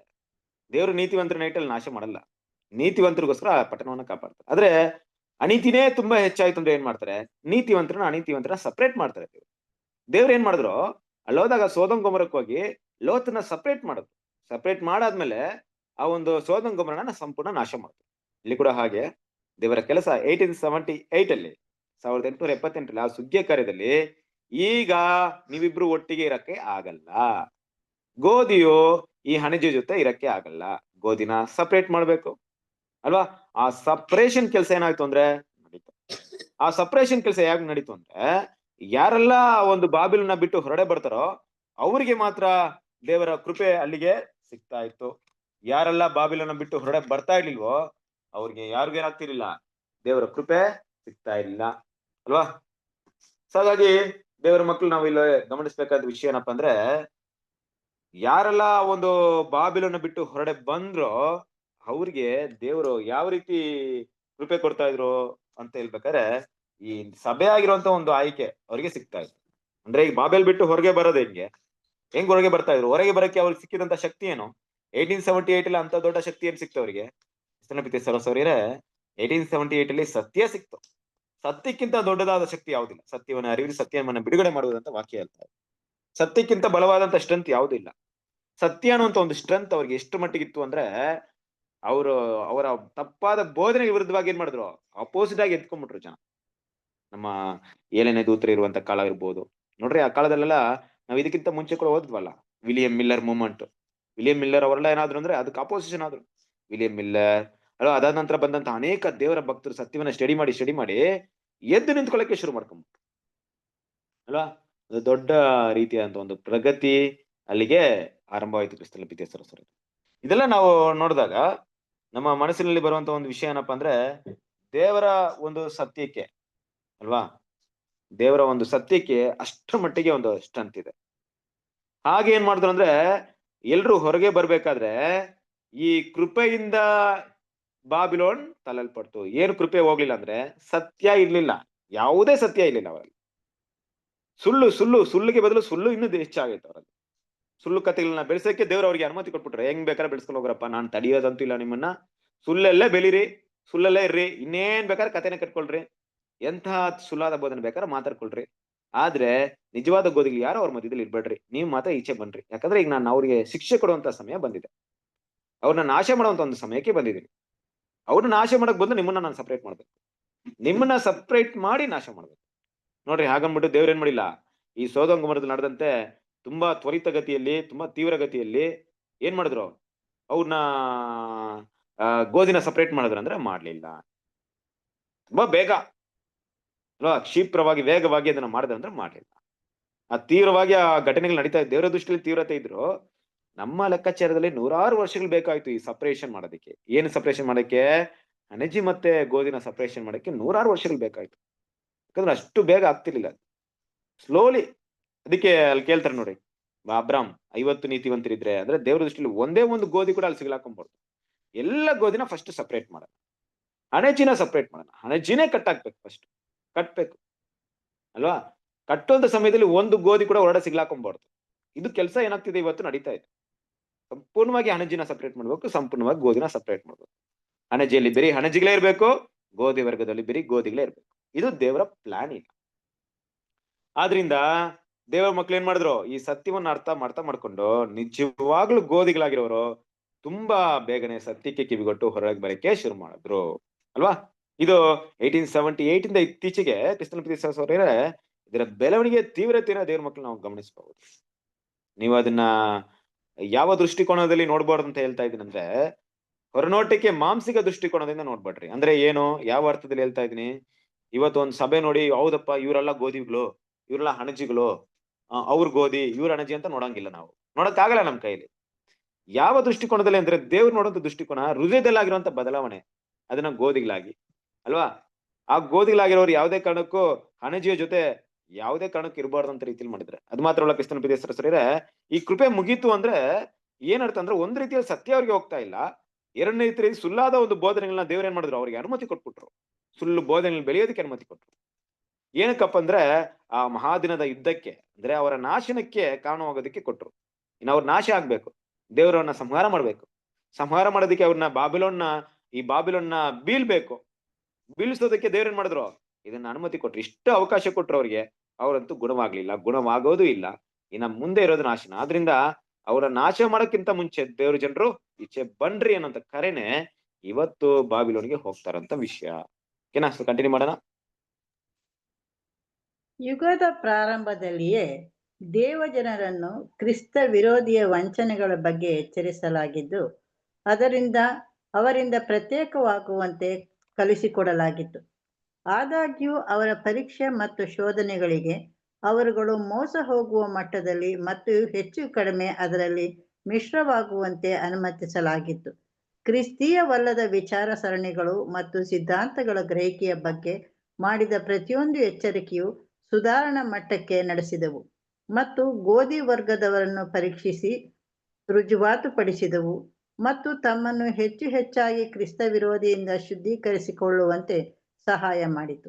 ಆದರೆ ಈ ಕಡೆಯ ಪರೀಕ್ಷೆ ಮತ್ತು ಸಕಾರಾತ್ಮಕ ಕರೆಯು ಆ ವ್ಯವಸ್ಥೆಯ ಸ್ಪಷ್ಟವಾದ ನಿರಾಕರಣೆಯೊಂದಿಗೆ ಜೊತೆಗೂಡಿದ್ದು, ಅವರೊಂದಿಗೆ ಗೋಧಿ ಇದ್ದಾಗ ಪಡ್ಕೊಳ್ಳುತ್ತಿದ್ದ ದೇವರ ಕೃಪೆಯನ್ನು ಇನ್ನು ಮುಂದೆ ಹೊಂದಿಕೊಳ್ಳುವ ಹಾಗಿರಲಿಲ್ಲ. ಮತ್ತು ಇದು ಎಲ್ಲಾ ಕ್ರೈಸ್ತ ವಿರೋಧಿ ಪದ್ಧತಿಗಳಿಂದ ಮತ್ತು ವಿಚಾರ ಸರಣಿಗಳಿಂದ ಅಂತಿಮ ಪ್ರತ್ಯೇಕತೆಯಾಗಿತ್ತು. ಆ ಹಳೆಯ ಪದ್ಧತಿಗಳು ಈ ಹಿಂದೆ ಹೊಂದಿಕೊಂಡಿದ್ದ ಸತ್ಯಗಳನ್ನು ಈಗ ತ್ವರಿತವಾಗಿ ಅವರಿಂದ ಗುಡಿಸಿ ಹಾಕಲಾಯಿತು. ಮಾನವನ ವಿಚಾರ ಸರಣಿಗಳಿಂದ ಸ್ಥಳಾಂತರಿಸಲ್ಪಟ್ಟಿತು. ಅವು ದೈವಿಕ ಸತ್ಯದ ಎಲ್ಲ ಅಂಶಗಳನ್ನು ಬುಡಮೇಲು ಮಾಡುವುದಾಗಿತ್ತು ಮತ್ತು ಮಹತ್ವದ ದೈವತ್ವ ಮತ್ತು ದೈವ ಭಕ್ತಿಯು ತ್ವರಿತವಾಗಿ ಈ ಲೋಕದ ಸಂತೋಷ ಮತ್ತು ಉತ್ಸಾಹಗಳಿಂದ ಸ್ಥಳಾಂತರಗೊಳಿಸುವುದಾಗಿತ್ತು ಎಂಬುದು. Okay, thank you. ನೋಡಿ ಕ್ರಿಸ್ತನ ಪ್ರೀತಿಯ ಸಹೋದರರೇ, ಯಾವಾಗ ಈ ಗೋಧಿ ವರ್ಗದವರು ಈಚೆ ಬರೋದಕ್ಕೆ ಮೇಯ್ನ್ ಅವ್ರಿಗಿದ್ದಂತ ಒಂದು ಲೆಸನ್ ಆಂಟಿ ಕ್ರೈಸ್ಟ್ ನ ಐಡೆಂಟಿಫಿಕೇಶನ್. ಕ್ರಿಸ್ತ ವಿರೋಧಿನ ಗುರುತಿಡಿಬೇಕು. ಅವ್ರು ಗುರುತಿಡಿದ್ರೆ ಖಂಡಿತವಾಗ್ಲೂ ಅವ್ರು ಹೊರಗಡೆ ಬರಲ್ಲ. ಕ್ರಿಸ್ತ ವಿರೋಧಿ ಅಂದಾಗ ಮೊದಲು ನಮ್ಗೆ ಬರುವಂತ ವಿಷಯ ಏನಪ್ಪಾ ಅಂದ್ರೆ, ನೋಡಿ ಡಾಕ್ಟ್ರಿನ್ಸ್ ಎಲ್ಲ ಸಭೆಯೆಲ್ಲ ನಾವು ಬೇಸಿಕ್ ಕ್ಲಾಸ್ ಎಲ್ಲ ನೀವು ತೆಗಿಬೇಕಾ ನಿಮ್ಗೆ ಗೊತ್ತಿದೆ. ಆ ಸಿಸ್ಟಮ್ ಕೂಡ ನೀವು ನೋಡಿದೀವಿ. ಆ ಬೇಸಿಕ್ ಕ್ಲಾಸ್ ಅಲ್ಲಿ ನೀವು ಮೊದಲನೇದಾಗಿ ಏನ್ ಮಾಡ್ತೀವಿ ಅಂದ್ರೆ, ಕ್ಲಾಸ್ ನ ನಾರ್ಮಲ್ ಆಗಿ ತೆಗಿತಾ ಇರ್ತೀವಿ ನಾವು. ಸಬ್ಜೆಕ್ಟ್ ನ ತೆಗಿತಾ ಮೈಂಡ್ಗೆ ಏನ್ ಬಂದ್ಬಿಡುತ್ತೆ ಅಂದ್ರೆ ಏನಪ್ಪ ಇವ್ರು ಮಾತಾಡೋದು, ನಾವು ಹೋಗ್ತಿರೋದು ಸಭೆಗೆ ಮಾತಾಡುವಂತ ವಿಷಯಕ್ಕೆ ಅಪೋಸಿಟ್ ಆಗಿ ಮಾತಾಡ್ತಾ ಇದಲ್ಲ ಅನ್ಸ್ಬಿಡುತ್ತೆ. ಆಮೇಲೆ ಕೇಳ್ತಾ ಆಪೋಸಿಟ್ ಎಲ್ಲ ಇವ್ರು ಮಾತಾಡೋದೇ ಕರೆಕ್ಟ್, ದೇವ್ರ ಮಕ್ಳಿಗೆ ಮೈಂಡ್ ಬರೋದು ಇವ್ರು ಮಾತಾಡೋದೇ ಕರೆಕ್ಟ್, ಅವ್ರು ಮಾತಾಡೋದೆಲ್ಲ ಸುಳ್ಳು ಅಂತ ಅನ್ಸ್ಬಿಡುತ್ತೆ. ಆಮೇಲೆ ಹೋಗ್ತಾ ಏನಾಗುತ್ತೆ ಅಂದ್ರೆ, ಈ ಸುಳ್ಳು ಸಭೆಗಳೇ ದೇವರಿಂದ ಏನ್ ಮಾಡಿದ್ರೆ, ಇವರೇ ಆಂಟಿ ಕ್ರೈಸ್ಟ್ ಅಂತ ರೆಕಗ್ನೈಸ್ ಆಗ್ಬಿಡುತ್ತೆ. ನಮ್ಗೆ ಏನಾಗುತ್ತೆ, ಆಂಟಿ ಕ್ರೈಸ್ಟ್ ಸಬ್ಜೆಕ್ಟ್ ಬಂದಿರುತ್ತೆ. ಆಂಟಿ ಕ್ರೈಸ್ಟ್ ಅಲ್ಲಿ ಏನ್ ಮಾಡುತ್ತೆ, ಕ್ರಿಸ್ತ ವಿರೋಧಿ ಸಬ್ಜೆಕ್ಟ್ ಅಲ್ಲಿ ಓಕೆ, ಈ ಕ್ರಿಸ್ತ ವಿರೋಧಿ ಅಂದ್ರೆ ಇವರ ಒಂದು ಕೆಟ್ಟು ಹೋಗಿರುವಂತಹ ಹಣಜಿ ಸಿಸ್ಟಮ್ ಇಂದಾನೆ ಈ ತಪ್ಪಾದ ಬೋಧನೆಗಳು ಬಂದಿರೋದು, ಇವರೇ ಆಂಟಿ ಕ್ರೈಸ್ಟ್ ಅಂದ್ಬಿಟ್ಟು ನಮಗೆ ಕ್ಲಿಯರ್ ಕಟ್ ಆಗಿ ಗೊತ್ತಾಗ್ಬಿಡುತ್ತೆ. ಇಷ್ಟು ಕ್ಲಿಯರ್ ಆಗಿ ಗೊತ್ತಾದ್ಮೇಲೆ ಇದು ದೇವ್ರೇನ್ ಮಾಡ್ತಾರೆ ನೋಡಿ, ಇವತ್ತು ನಾವು ತಗೊಳ್ಳಂತ ಒಂದು ಸಬ್ಜೆಕ್ಟ್ ನ ಒಂದು ಪ್ರೊಸೀಜರ್ ಇರ್ಬೋದು, ವಿಧಾನಗಳಿರ್ಬೋದು, ಇದೆಲ್ಲ ನಾವೆಲ್ಲ ಮನುಷ್ಯರಿಂದ ಮಾಡಿದಂತ ಕೆಲಸಗಳಲ್ಲ. ದೇವರು ತಕ್ಕ ಸಮಯದಲ್ಲಿ ಗೋಧಿನ ಹೊರಡೆ ಕರ್ಕೊಂಡ್ ಬರಕ್ಕೆ ಮಾಡಿರುವಂತ ಒಂದು ಕೊಟ್ಟಿರುವಂತ ಜ್ಞಾನ ಅಷ್ಟೇ. ಇದು ಯಾವುದೇ ಮನುಷ್ಯ ಹೊಗಳಿಕೊಳ್ಳೋದಕ್ಕೆ ಇಲ್ಲಿ ಆಸ್ಪದವಿಲ್ಲ. ಯಾವ್ದ್ರ ಬಗ್ಗೆ ಮಾತಾಡ್ತೀರ ಅಂದ್ರೆ ನೋಡಿ, ಬೇಸಿಕ್ ಕ್ಲಾಸ್ ತಗೊಳ್ಳೋರು ಒಬ್ರು ಹಿಂಗ್ ತೆಗಿಬಹುದು, ಇನ್ನೊಬ್ರು ಬೇರೆ ತರ ತೆಗಿಬಹುದು. ಒಟ್ನಲ್ಲಿ ಏನಪ್ಪಾ ಅಂದ್ರೆ, ಆ ಬೇಸಿಕ್ ನ ಮುಖ್ಯವಾದ ಉದ್ದೇಶ ಬಾಬಿಲೋನ್ ಮತ್ತೆ ತಪ್ಪಾದ ಬೋಧನೆಗಳ ಐಡೆಂಟಿಫಿಕೇಶನ್ ಅಷ್ಟೇ. ಸುಳ್ಳು ಬೋಧನೆಗಳನ್ನ ದೇವ್ರ ಮಕ್ಳು ಗುರುತಿಡಿಬೇಕು. ಸತ್ಯದಿಂದ ನಾವು ಅದನ್ನ ತಿಳಿಪಡಿಸ್ತಾರೆ ದೇವರು. ಯಾವುದೇ ರೀತಿಯಲ್ಲಿ ಯಾರನ್ನೋ ಉಪಯೋಗ ಮಾಡಿ ಏನ್ ಮಾಡ್ತಾರೆ, ತಿಳಿಪಡಿಸುವಂತ ಕೆಲಸ ಮಾಡಿರ್ತಾರೆ. ಆತನ ಒಂದು ಸುಗ್ಗಿ ಕಾರ್ಯಕ್ರಮ ಮಾಡುವಂತ ದೇವ್ರ ಮಕ್ಳ ಮೂಲಕ. ಹಾಗಾಗಿ ಇದು ದೇವರ ಮೊದಲನೇ ಒಂದು ವಿಷಯ. ಅಂದ್ರೆ ದೇವ್ರ ಮಕ್ಳಿಗೆ ಆಂಟಿ ಕ್ರೈಸ್ಟ್ ನ ರೆಕಗ್ನೈಸ್ ಆಗ್ಬೇಕು. ಹೌದಪ್ಪ, ಇವ್ರೆ ಆಂಟಿ ಕ್ರೈಸ್ಟ್ ಅನ್ನೋಂತ ವಿಷಯ ಏನಾಗ್ಬೇಕಂದ್ರೆ, ಅಲ್ಲಿಂದ ಒಂದು ರೆಕಗ್ನೈಸ್ ಆದ್ಮೇಲೆ ಏನ್ ಮಾಡ್ಬೇಕು, ಈಚೆ ಬರ್ಬೇಕು. ನೋಡ್ರಿ, ಅಷ್ಟರಲ್ಲಿ ಈಚೆ ಬರುವಂತ ವಿಷಯನ ಅಷ್ಟು ಸುಲಭವಾದಂತ ವಿಷಯ ಅಲ್ಲ. ಕೆಲವೊಬ್ರಂತೂ ಇವತ್ತು ನೋಡಿರ್ತಾರೆ, ಆಂಟಿ ಕ್ರೈಸ್ಟ್ ಅಲ್ಲಿ ಸಿಸ್ಟಮ್ ಮಾತ್ರ ಅಲ್ಲ, ಅದ್ರೊಳಗೆ ಬೇರೆಯವ್ರು ಬಿಟ್ಟಿರ್ತಾರೆ. ನಾವೆಲ್ಲ ಕೆಲವೊಂದು ಟೈಮಲ್ಲಿ ಬರ್ಬೇಕಾದ್ರೆ ನಾನು ಆ ಸಭೆಗಳಲ್ಲಿ ನೋಡ್ಬೇಕಾದ್ರೆ ಟ್ರಾನ್ಸ್ಲೇಷನ್ ಮಾಡ್ತಾ ಇದ್ದೆ. ತಮಿಳಿಂದ ಕನ್ನಡ ಟ್ರಾನ್ಸ್ಲೇಷನ್ ಮಾಡ್ತಿದ್ದೆ, ಭಾಷಾಂತರ ತುಂಬಾ ಆಕ್ಟಿವಿಟೀಸ್ ಯೂತ್ ಪ್ರೋಗ್ರಾಮ್ಸ್ ಅಲ್ಲಿ ಅದೆಲ್ಲ ಅಲ್ಲಿ ತುಂಬಾ ನಾನು ಇನ್ವಾಲ್ವ್ಮೆಂಟ್ ಇದ್ದೆ ಅಂತ. ಈಗ ಅದನ್ನೆಲ್ಲ ಬಿಟ್ಟು ಬರೋದಂದ್ರೆ ತುಂಬಾನೇ ಕಷ್ಟ. ನಾನ್ ಮಾತಾಡ್ತಿರೋ ಒಂದ್ 20 ವರ್ಷಗಳ ಹಿಂದಿನ ಒಂದು ಸನ್ನಿವೇಶ. ಅವಾಗ ನಾವು ಅಷ್ಟು ಡೀಪ್ ಆಗಿ ಹೊರಡ ಇದ್ದಾಗ ನಾವು ಬಿಟ್ಟು ಬರೋಕೆ ತುಂಬಾನೇ ಕಷ್ಟ. ಯಾಕಂದ್ರೆ ಅಲ್ಲಿ ಅಷ್ಟು ಬೇಗ ನಾವು ನಮ್ಮನ್ನ ಬಿಡಲ್ಲ. ಅಲ್ಲಿ 2 ರೀತಿಯಾದಂತ ಮಾತಿರುತ್ತೆ, ನೀವು ಗಮನಿಸಬಹುದು. ಒಂದು ಗದರಿಸುವಿಕಿರುತ್ತೆ. ಸುಳ್ಳು ಬೋಧನೆಗೆ ಹೋಗ್ಬೇಡ್ರಿ, ರಾಂಗ್ ಡಾಕ್ಟ್ರಿನ್, ಯಾಕೆ ಕೆಲಸ ಮಾಡ್ತಿದ್ದೀರಾ ಅಂತ ಗದರಿಸುವಿಕೆ ಇರುತ್ತೆ. ಅದಕ್ಕೆ ನಾವು ಒಳಪಡ್ಲಿಲ್ಲ ಅಂದ್ರೆ ಕರುಣೆಯಿಂದ ಮಾತಾಡ್ತಾರೆ. ಬೇಡ ಬ್ರದರ್ ಸಿಸ್ಟರ್, ಎಷ್ಟು ದಿನ ನಮ್ ಸಭೆಯಲ್ಲಿ ಇದ್ದೀರಾ ನೋಡ್ರಿ, ಎಲ್ಲ ಬೋಧನೆ ನಾವು ನಮ್ ಪ್ರೀತಿನ ಬಿಟ್ಟು ಹೋಗ್ತೀರಾ ನೀವು, ಅಂದ್ರೆ ನಾವೆಲ್ಲ ಬೇಡ ಅಂತ ಹೋಗ್ತಿದ್ದೀರಾ, ನಮ್ಮ ಐಕ್ಯತೆ ಬೇಡವಾ ನಿಮ್ಗೆ, ಇಷ್ಟು ದಿನ ನಿಮ್ಗೆ ಇದ್ದು ಆಮೇಲೆ ಪ್ರೀತಿಗೆ ಏನ್ ಬೆಲೆ ಇತ್ತು ನೋಡಿ. ಇದೆಲ್ಲ ಮಾತು ತುಂಬಾ ತಂತ್ರೋಪಯೋಗ ಇರುತ್ತೆ. ಇದು ಪ್ರತಿಯೊಬ್ಬ ಗೋಧಿಯಲ್ಲಿರುವಂತ ದೇವ್ರ ಮಕ್ಳು ಕೂಡ ಅನುಭವಿಸುವಂತ ರೀತಿ ಇರುತ್ತೆ. ಕ್ರಿಸ್ತನ ಸಭೆಯಲ್ಲಿ ನೀವೇನೋ ಬೆರೆತರಾಗಿದ್ರೆ ಇಂಥ ವಿಷಯ ಏನಾಗುತ್ತೆ, ಬಂದೇ ಬರುತ್ತೆ. ಆಗ ಆ ಮೋಸಗೊಳಿಸುವ ನಮ್ಮನ್ನ ಶೋಧನೆಗೆ, ಪರೀಕ್ಷೆಗೆ ನಾವು ಒಳಪಟ್ಟು ಅದರಿಂದ ಹೊರಡೆ ಬರೋದು ತುಂಬಾನೇ ಕಷ್ಟ ಅಲ್ವಾ? ಆಗಿರ್ಬೇಕಾದ್ರೂ ಕೂಡ ದೇವ್ರ ಮಕ್ಳು ಕೆಲವೊಂದ್ ಟೈಮಲ್ಲಿ ಅವ್ರ ಮುಂದೆ ಇರುವಂತ ಒಂದೇ ಒಂದು ವಿಷಯ ಏನಪ್ಪಾ ಅಂದ್ರೆ, ಸತ್ಯಕ್ಕೆ ಕಿವಿ ಕೊಡ್ಬೇಕಾ ಇಲ್ಲ ಮನುಷ್ಯರ ಪ್ರೀತಿಗೆ ಕಿವಿ ಕೊಡ್ಬೇಕಾ? ಅದಕ್ಕೆ ನಾವು ಒಳಪಡ್ಬೇಕಂದ್ರೆ ದೇವರು ಕೊಡುವಂತ ಸತ್ಯಕ್ಕೆ ಏನ್ ಮಾಡ್ಬೇಕು, ಒಳಪಡ್ಬೇಕು. ಎಷ್ಟೇ ನಾವು ಪ್ರೀತಿ ಐಕ್ಯತೆಯಲ್ಲಿದ್ರು ಅಲ್ಲಿಂದ ಬಿಟ್ಟು ಬರ್ಲೇಬೇಕಾಗುತ್ತೆ. ಅದು ದೇವರು ಇದು ನೋಡುವಂತ ವಿಷಯ. ಇದನ್ನ ಹೇಳ್ತಾರಲ್ವಾ ದೇವ್ರು, ಇಲ್ಲಿಂದ ಮೋಶೆ 10 ಆಜ್ಞೆ ತಗೊಂಡ್ಬರ್ಬೇಕಾದ್ರೆ ಕೆಳಗಡೆ ಎಲ್ಲ ವಿಗ್ರಹಾರಾಧನೆ ಮಾಡ್ತಾ ಇರ್ತಾರೆ. ವಿಗ್ರಹಾರಾಧನೆ ಮಾಡ್ತಾ ಇರ್ಬೇಕಾದ್ರೆ ಹೇಳ್ತಾರೆ, ಯಾರು ದೇವರ ಸನ್ನಿಧಿಗೆ ಇರ್ತಾರೋ ಅವರೆಲ್ಲ ಬನ್ನಿ ಅಂದಾಗ ಲೇವಿಯ ಪುತ್ರರೆಲ್ಲ ಬಂದ್ಬಿಡ್ತಾರೆ. ಅವಾಗ ಏನಂತಾರೆ ಮೋಶೆ, ನೋಡ್ರಿ ನಿಮ್ಮ ಕತ್ತಿಗಳನ್ನ ತಗೊಳ್ರಿ, ನಿಮ್ಮ ಅಣ್ಣ ತಮ್ಮ ತಂಗಿ ಅಮ್ಮ ಅಂತ ಯಾರು ನೋಡ್ಬೇಡ್ರಿ, ನಿಮ್ಮ ಎದುರಲ್ಲಿ ಯಾರು ದೇವರ ಪಕ್ಷದಲ್ಲಿ ಎಲ್ರನ್ನೂ ಸಾಯಿಸ್ರಿ ಅಂತ. ಅಂದ್ರೆ ದೇವರ ಪಕ್ಷದಲ್ಲಿದ್ರೆ ಈ ಎಮೋಷನಲ್ ಅಂದ್ರೆ ಸಂಬಂಧಗಳಿಗೆ, ಪ್ರೀತಿಗಳಿಗೆ, ಮನುಷ್ಯರ ಪ್ರೀತಿಯಿಂದ ಬೆರೆತು ಇರುವಂತ ವಿಷಯಗಳಿಗೆ ನಾವು ಗಮನ ಕೊಡುವ ಆಗಿಲ್ಲ, ಅದಕ್ಕೆ ಇಂಪಾರ್ಟೆನ್ಸ್ ಕೊಡೋ ಆಗಿಲ್ಲ ಅಲ್ವಾ? ಎಷ್ಟೇ ವರ್ಷಗಳಿಂದ ಅವ್ರ ಜೊತೆ ನನ್ಗಿದ್ರು, ಅವ್ರ ಜೊತೆ ನನ್ ಮಕ್ಕಳ ತರ ರೀತಿ ಬೆರ್ತಿದ್ರು, ಒಂದೇ ಕುಟುಂಬ ಬೆರ್ತಿದ್ರು. ಸತ್ಯ ಅಂದ್ಮೇಲೆ ಅದಕ್ಕೆ ನಾವು ಸತ್ಯಕ್ಕೆ ಕಿವಿಗೊಡ್ಬೇಕು. ದೇವ್ರು ಅದನ್ನೇ ಸಪರೇಷನ್ ಅಂತ ಹೇಳಿ ಕರೀತಾರೆ. ಹೀಗಾಗಿ ಇಲ್ಲಿ ಇಂತ ಒಂದು ಪರೀಕ್ಷೆಗಳಿಗೆ ಒಳಪಟ್ಟವರು ಕೆಲವೊಂದು ಟೈಮ್ ಬರೋದೇ ಇಲ್ಲ. ಅದನ್ನ ಗಮನಿಸಿರ್ತೀರಾ. ಸತ್ಯವನ್ನ ಕೆಲವರಿಗೆ ಹೇಳಿರ್ತೀವಿ, ಸತ್ಯ ಅನ್ಸ್ಬಿಡುತ್ತೆ. ಆದ್ರೆ ಅವರ ಒಂದು ಸಭೆಯಲ್ಲಿ, ಆ ಬಾಬಿಲೋನ್ ಸಭೆಯಲ್ಲಿ ಎಷ್ಟರ ಮಟ್ಟಿಗೆ ಇನ್ವಾಲ್ವ್ ಆಗಿರ್ತಾರೆ ಅಂದ್ರೆ, ಎಲ್ರನ್ನೆಲ್ಲ ಅವ್ರನ್ನೆಲ್ಲ ಆ ಸಂಬಂಧ, ಪ್ರೀತಿಯ ಒಂದು ಅಲ್ಲಿ ಸಿಕ್ಕಿರುವಂತ ಸಂತೋಷ ಎಲ್ಲ ಬಿಟ್ಟು ಬರ್ಬೇಕಂದ್ರೆ ತುಂಬಾನೇ ಕಷ್ಟ ಆಗ್ಬಿಡುತ್ತೆ ಅಲ್ವಾ? ಇದು ಕೂಡ ಏನ್ ಮಾಡುತ್ತೆ ಅಂದ್ರೆ, ದೇವ್ರು ನಮ್ಗೊಂದು ಟೆಸ್ಟ್ ಆಗಿರ್ತಾರೆ. ನೋಡೋಣ ಸತ್ಯಕ್ಕೋಸ್ಕರ ನಿಂತ್ಕೊಳ್ತಾರ ಇಲ್ಲ ಇಲ್ಲಿರುವಂತ ಸಿಸ್ಟಮ್ ಇವ್ರ ಆಕರ್ಷಣೆಗೋಸ್ಕರ ನಿಂತ್ಕೊಳ್ತಾರ. ಅದು ಕೂಡ ನಮ್ಮ ಒಂದು ಜೀವನದಲ್ಲಿ ತುಂಬಾ ಒಂದು ದೊಡ್ಡ ಟೆಸ್ಟ್ ಇರುತ್ತೆ. ಕ್ರಿಸ್ತನ ಸರಸ್ವರರೇ, ಈ ಕ್ರಿಸ್ತ ವಿರೋಧಿ ಅಂದ್ರೆ ಏನ್ ಮಾಡ್ತಾರೆ ಅಂದ್ರೆ, ದೇವ್ರ ಮಕ್ಳು ಈ ಕ್ರಿಸ್ತ ವಿರೋಧದಿಂದ ಹೊರಡೆ ಬರೋದು ಒಂದ್ ಭಾಗವಾಗಿದ್ರು, ಅವರ ಬೋಧನೆಗಳಿಂದ ನಮ್ಮನ್ನ ಶುದ್ಧೀಕರ ಮಾಡ್ಕೊಳ್ಳೋದು ಇನ್ನೊಂದು ತುಂಬಾ ಮುಖ್ಯವಾದ ವಿಷಯ. ನಾವು ಕೇಳಿದಂತ ಒಂದು ಬೇಸಿಕ್ ಕ್ಲಾಸ್ ನಮ್ಮನ್ನ ಸಂಪೂರ್ಣ ಶುದ್ಧೀಕರಣ ಮಾಡಿರಲ್ಲ. ಬೇಸಿಕ್ ಕ್ಲಾಸ್ ನಮ್ಗೆ ಏನ್ ತಿಳಿಸ್ಕೊಡುತ್ತೆ, ಅವರು ಸುಳ್ಳು ಅಂತ ತಿಳಿಸ್ಕೊಡುತ್ತೆ ಅಷ್ಟೇ. ಆದ್ರೆ ಇದು ಎಷ್ಟು ನಿಜ ಅನ್ನೋ ವಿಷಯನ ಕಳ್ಕೊಳಕ್ಕೆ ಇನ್ನೂ ಸಮಯ ಬೇಕು. ಅದಕ್ಕೆ ನಮ್ಮದೇ ಆದಂತ ಸಮಯಾವಕಾಶ, ದೇವರಿಗೆ ಕೊಡುವಂತ ಸಮಯಾವಕಾಶಕ್ಕೆ, ದೇವರು ನಮಗೆ ಕೃಪೆಯಾಗಿ ಕೊಡುವಂತ ಸಮಯಕ್ಕೆ ನಾವೆಷ್ಟು ಒಳಪಟ್ಟು ಮತ್ತು ಎಷ್ಟು ಅದಕ್ಕೆ ಗಮನ ಕೊಡ್ತೀವಿ ಅನ್ನೋದ್ರ ಮೇಲೆ ಆಧಾರಿತವಾಗಿರುತ್ತೆ. ಅದು ಕೂಡ ಮುಂದಿನ ಹಂತ ಅಲ್ವಾ? ಕ್ರಿಸ್ತ ವಿರೋಧಿ ತಪ್ಪು ಅಂತ ಹೇಳಿ ಬಂದ್ಮೇಲೆ ನಾವು ಸತ್ಯದಲ್ಲಿ ಸ್ಥಿರವಾಗಿದ್ದು, ಸತ್ಯದಲ್ಲಿ ದೃಢವಾಗಿದ್ದು, ಗುಣಗಳಲ್ಲಿ ಬೆಳವಣಿಗೆ ಆಗುವಂಥದ್ದು ಮುಂದಿನ ಹಂತ. ಆದ್ರೆ ಈ ಮೊದಲನೇ ಹಂತಕ್ಕೆ ನಾವು ಇರ್ಲಿಲ್ಲ ಅಂದ್ರೆ ದೇವರು ಯಾವುದೇ ಕಾರಣಕ್ಕೂ ಮುಂದಿನ ಹಂತನ ತಿಳಿಸ್ಕೊಡಲ್ಲ. ಅದಕ್ಕೆ ನೋಡ್ಬೇಕಾರೆ ಇಲ್ಲಿ ಗೋಧಿ ವರ್ಗದವರು ಯಾವಾಗ ಹೊರಡೆ ಬರ್ತಾರೋ ಆಗ ಅಣಜಿ ವರ್ಗದವರಿಗೆ ದೇವರಿಂದ ಯಾವುದೇ ಕೃಪೆ ಇಲ್ಲ. ಇನ್ನ ಅವ್ರ ಟೈಮ್ ಸ್ಟಾರ್ಟ್ ನೋಡಿ. ಈಗ ಇಷ್ಟವರೆಗೆ ಹಣಜಿ ಬೆಳೀತಾ ಇತ್ತು, ಅದೊಂದ್ ಟೈಮ್.